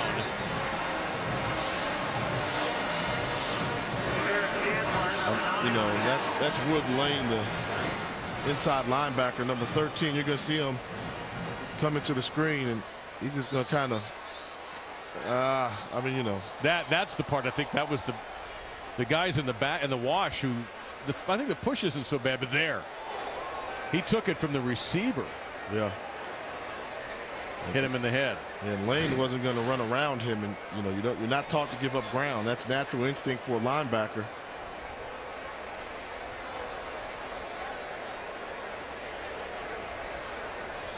And both teams' training staffs came rushing out.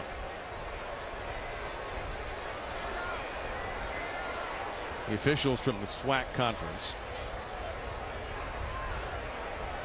William Ginn is his name, and wonderful to see that he's sitting up. Umpires, of course, tend to be former players and former linemen because of the size of the people they're officiating. And they tend to be bigger men and hopefully can take a lick.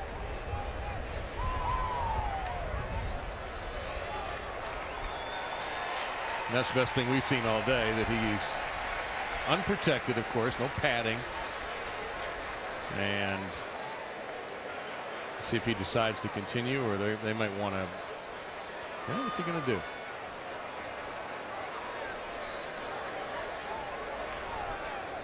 Looks like he's going to go ahead and take some medical attention, which is fine. Yeah. Probably a very good idea. Warm day like this, you take a shot to the head like that, probably a good idea to find yourself a little shade and get some fluids in you, and hopefully he'll be able to come back for the final 5 minutes or so of this game. But Mr. Ginn's going to take at least a little time off.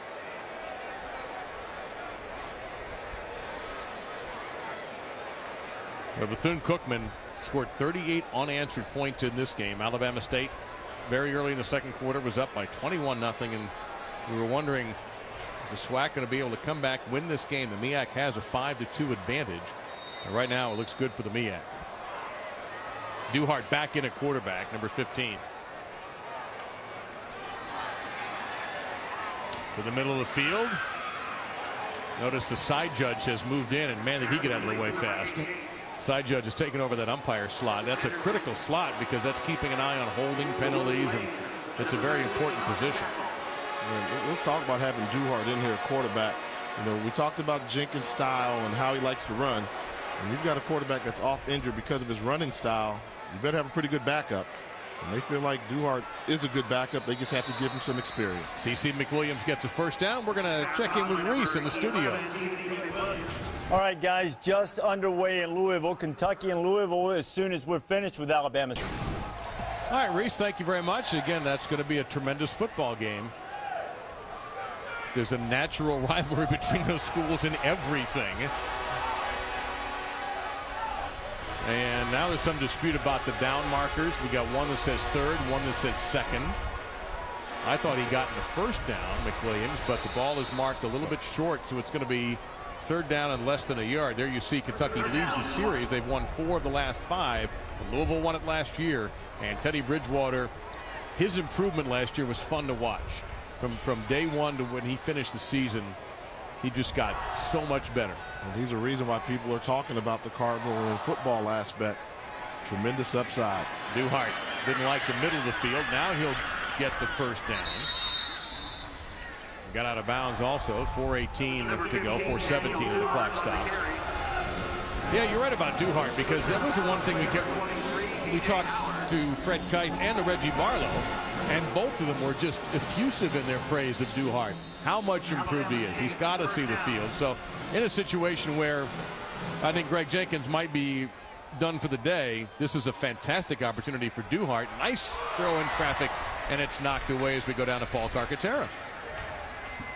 Well, Fred Kice mentioned during the week when we spoke to him that he didn't want to have a situation, God forbid anything happened to Jenkins if he went down. He wanted Duhart to have experience going into that second, third game, know the complete offensive package so they can run with him. Kid looks like he has a pretty good release. That last throw there was good. Yeah, he's got some arm strength there. You know, like most freshmen, sometimes they come in and try and drill everything. You got to put a little touch pass to get that over the linebacker that's in that chase position. Nice little touch. Oh, that's a nice looking pass. That's a touchdown. T.C. McWilliams. And that's that throw that Jenkins tried to make time and time again. Second man through the soft cover 2 zone. And good throw there by Duhart.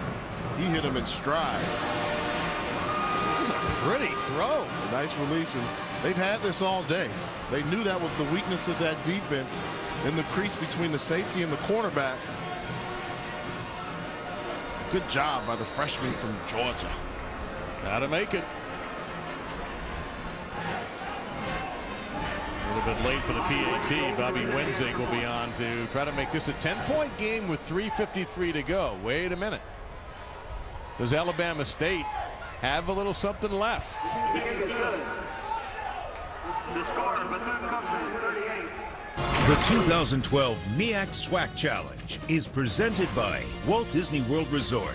Visit MyDisneyDiscovery.com and uncover a world of grown-up and family fun you never imagined. And in part by Buick. Experience your kind of convenience, peace of mind, entertainment, and luxury. Coaches, student athletes, staff, official travel party. Everybody was at the Disney Epcot World Showcase. Joining ESPN and sponsors on Friday, the banquet, speeches from the head coaches. And look at that, Jay Walker was there on hand for the presentation of the annual Walter Payton Achievement Award to Bethune-Cookman's Arlen McCray-Nibbs and Alabama State's Bobby Wenzig. And of course, Disney Fireworks is a wonderful way to kick off the evening, Jay. I understand. My scouts tell me that you did a nice job. I try to represent America's black college, Howard University, pretty well. You try not to split too many verbs. You know, put a subject and a predicate together in the right format, but it's really a top-notch affair. When you talk to everybody, you know, I was honored to have the opportunity to be chosen as a keynote speaker, following the likes of Herman Edwards, who's done that before, and Robert Porcher a year before. Really good environment. It just goes into the whole atmosphere of this is not just a football game. This is a festive bowl-type atmosphere down here in Orlando. All right, what about an onside kick here? Depending on the timeouts, I would go for it here. But if you still want to say you're going to need onside kick at some point in the game, you got enough timeouts, you can kick it away and just use your timeouts effectively. Alabama State plays it conservatively, but they get tremendous kick coverage only to the 16-yard line. So Bethune back with bad field position. Alabama State has all 3 of their timeouts in the half. Now, last night at the Atlantic Dance Hall on the beautiful Disney Boardwalk, the VIPs, sponsors, and school folks joined the community in honoring HBCU graduates who have made a significant impact. Personal foul, number 30. Now, a personal foul penalty, we'll show you that in a moment. In their respective communities, including Jack Cy McLaren, Eddie Robinson Jr., Reverend Nelson W. Pinder, Steve Wilson, and Stephanie Reddy. And there you see the Legends Award recipients and John Chaney, the former Temple basketball coach in that list. Look, stumped you. You didn't know that he went to Bethune-Cookman, no, I didn't. Did you? Nope. Well, that was something that I learned. And Stephanie Reddy, obviously, she was one of the very first women to be a men's basketball coach. Yeah. On the men's coaching staff there, Cop and 2-sport starter. Eddie Robinson played in the NFL, went to Alabama State, was a teammate of Reggie Barlow. Went on to fame with the Oilers and Texans. And then you've got Zion McLaren, did everything at Bethune-Cookman. He was a pro football player, he was a water boy, he was a coach, he was a women's coach, he was a golf coach, and he's still working and still kicking. Good to see Cy at the Legend Award reception. All right, now it was a personal foul penalty on Did I leave out my coach? I'm sorry. And then Steve Wilson, who was on the list as well. That's, you might want to get that in. He was my coach, the man that brought me to Howard University, and I owe so much of anything I've achieved to him and his family. That's a 4-yard pickup. The personal foul penalty against Bethune-Cookman drove the ball back to the 9-yard line. So will Alabama State start using timeouts here? They've got them all. It's going to be 2nd down and about 6 to go. They're going to say they have 2nd and 6, but no timeouts yet coming from Alabama State.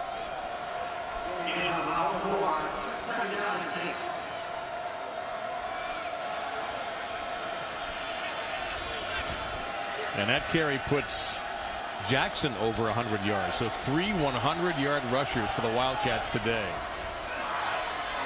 Straight up the gut. And Jackson all the way out to the 38-yard line. Isadore Jackson. Just find a crease, and he's a good hard-nosed runner. just went over 100 yards on the game. And they're running up the middle here. Up the middle at the teeth. They've worn them down. Which you wanted to see more out of Crowell and the play calling from Alabama State. They challenge him. It's pretty hard to stop a guy running that's got a full head of steam running north-south on you. Easy to make a tackle when you've got him running sideways. 373 rushing yards for Bethune-Cookman University.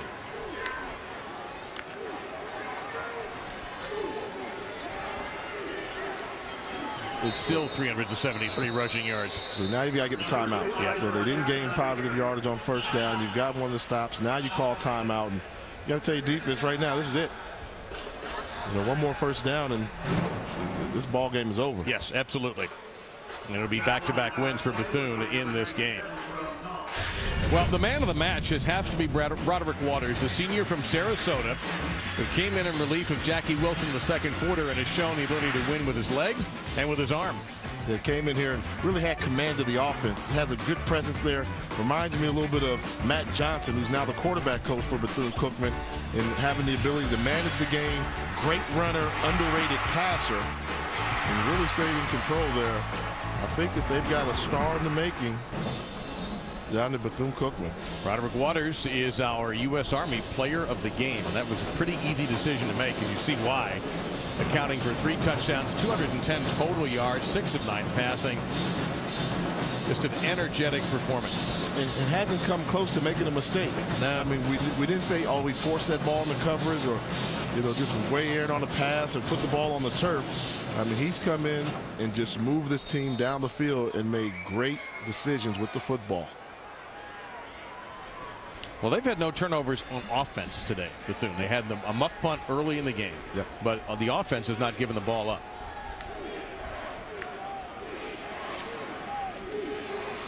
And a lot of penetration that time. Jimmy Daniels has played a fine game for the Hornets with a 2-point takedown that time. So it's going to be 3rd down and long as Alabama State burns their second timeout. Well, needless to say, while we were doing a little bit of work prepping for this game, we did a lot of work watching TV yesterday, watching college football on our ESPN family of networks. Ohio, Tyler Tettleton had some other injuries. He had Stanford barely hanging on against San Jose State the other night. Yeah, life after luck is not going so easy there. Nope. And San Jose might end up being pretty good. They hit the skids there for a few years, but they may be on the way up a little bit too. 3rd down and 13. You talk about that Michigan team. I just think that Michigan, we know they can score points, but they've got to figure out a way to stop some people. I mean, defensively, you can't go week in, week out, think you're just going to outscore everybody. You got to get some defense that can make some stops. And defense making a stop that time sets up 4th down and long, and Alabama State will take their final timeout, stopping the clock with 2 minutes and 8 seconds left. Smothering tackle that time by the interior of the defense. Well, college football continues. Of course, Louisville, Kentucky on ESPN News right now. Tomorrow night on ESPN at 8 o'clock Eastern, it's the ACC. Tevin Washington and Georgia Tech, Logan Thomas and 16th ranked Hokies of Virginia Tech in one of the loudest places in the country, Lane Stadium. Oh, man. That's college football prime time, presented by Russell Athletic, Monday 8 on ESPN, also available live on Watch ESPN. By the way, the winner of this game has gone on to represent the Coastal Division in the ACC title game. Would you jump yourself as a quarterback? Barkley is out there at USC. Landry Jones. Well, Barkley's first play from scrimmage was a 75-yard touchdown pass. Maybe admittedly not all he's doing. They're on the ball at the 19-yard line. 1:55 to go in the game. Alabama State has it, and Reese Davis can have it too. Reese? All right, guys, less than 2 minutes away from moving everybody over to Kentucky and Louisville. All right, thanks, Reese. Appreciate that. Daniel Duhart staying in at quarterback. That's Isaiah Crowell, a former Georgia Bulldog who was arrested in June and summarily dismissed from the team. No court date set, by the way, on that. He has only been charged. He has not been convicted, tried, anything like that. He is just facing these charges. We don't exactly know when that will be. But he joined Alabama State on July the 5th. Has not really had a huge impact in the game. That's a clean hit on Landon Jones. It'll be 2nd down and 10. So here is Isaiah Crowell in a time capsule. It got off to a great start there, showing that flash and speed to get to the outside that made him such a prominent SEC runner there at the University of Georgia. The power, the ability to change directions in between the tackles. There's something there. There's definitely talented offensively. I just think they've got to find that mesh point in terms of how do you utilize a weapon with so much talent like Crowell at Alabama State. And Duhart guy has to get out of bounds, and he does, shy of the first down by a couple of yards. So it's going to be third and about 1.5 yards to go. There's Crowell's numbers on the day. 35 total yards. Yeah, it doesn't look good. I mean, 1 point in the first quarter, he was averaging over 4.5 yards a carry. That came back a little bit, down to 2 yards per carry. And the offensive line really did not give him any help or support in the second half. They've got to get firmer up front. Got to hit this third down, and it's going to be tapped into the air and intercepted by Bethune Cookman. That's Tim Burke with the ball. And I'm sure the coaches, there's a flag down on the play. I'm sure the coaches would just rather he fall down. 2 flags. It may be a block in the back as well as a roughing the passer. There is a roughing the passer. Personal foul. Hit above the shoulder. Number 99 on the quarterback for the defense. Excuse me. 15 yards. Automatic. First down. But wait a minute. There was also a flag on the interception return, I thought.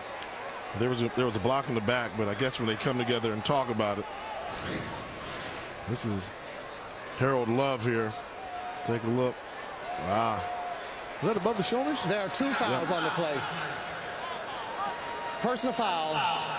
Hit above the shoulder on the defense.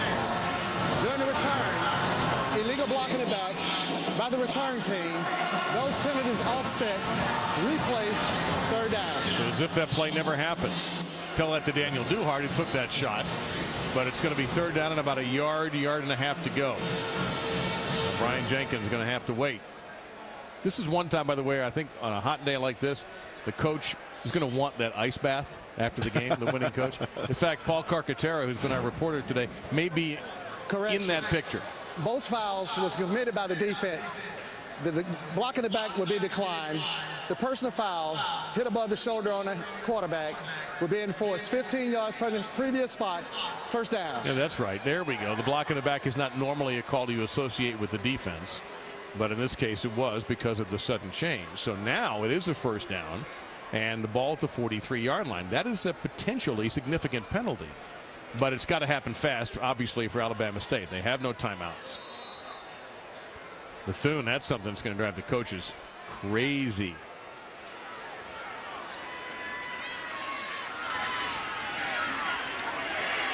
Oof, just dragged down by the jersey. Wow, Harold Love, who had the penalty on him before. Well, if I can't hit you with my shoulders, I'll just grab you with one of these big hands he's got coming around on a stunt. That is just untouched and overwhelming. Is there any doubt who can bench more in the weight room between Duhart and Love? Well, I'm not sure you want your quarterback benching more than a nose tackle, but slant pattern, Jones, and he'll hang on. They got the sack back. But Bethune with 5 sacks today. They forced 3 turnovers. They survive in an inordinately high number of penalties. And that's one of the surprising things about Bethune-Cookman. For Coach Jenkins to be the disciplinarian that he is, he has not been able to control the penalty factors in his career at Bethune-Cookman. They always seem to have more penalties than you would like for a championship caliber team. And Duhart's got a little bit of room here to get to the sticks, and he'll run out shy of it. He did not get the first down. 23 seconds remaining. Well, Bethune ran for 401 yards today out of their 585 total yards. Whew. And that's what they do. I mean, a season ago, they averaged over 250 yards rushing per game. So I think the game plan is still in place. If you're going to try and stop Bethune-Cookman, you've got to stop the run. And we're just moments away from Kentucky and Louisville on ESPN. That pass, in fact, we are really close because that was 4th down. So Bethune will take over, take a knee, and wrap up this game. And I think what Bethune-Cookman did is, for a while, they got away. They got a new offensive coordinator at Bethune-Cookman who came over from Dartmouth, and he maybe was trying to feel out his team as well. Once they got down 21-0, seems like Coach Jenkins put in the order, hey, let's go back to doing what we do best. Pound this football and run it, and they responded. And their defense deserves a lot of credit, too. When you give up that many points that early, now one of them was a very short drive off of a muff punt, 20 yards, so it wasn't as if they were beaten up down the field. But That was an impressive job by their defense, especially in the second half. And Bethune, it doesn't get a whole heck of a lot easier. They've got to go to South Carolina State. I'll be there next week. That's right, on ESPNU, and then they play the U. Yes, University of Miami. And that South Carolina State game, the Bulldogs beat Bethune Cookman last year in Daytona. And South Carolina State seems to be ready for success again. Very impressive opening weekend victory over Georgia State down in Atlanta. Now the final seconds will tick off. Roderick Waters, the hero of this game for Bethune-Cookman. Ryan Jenkins celebrates with the fans. He'll relax for about 10 seconds. He's an intense coach and a winner today. That's his 19th victory.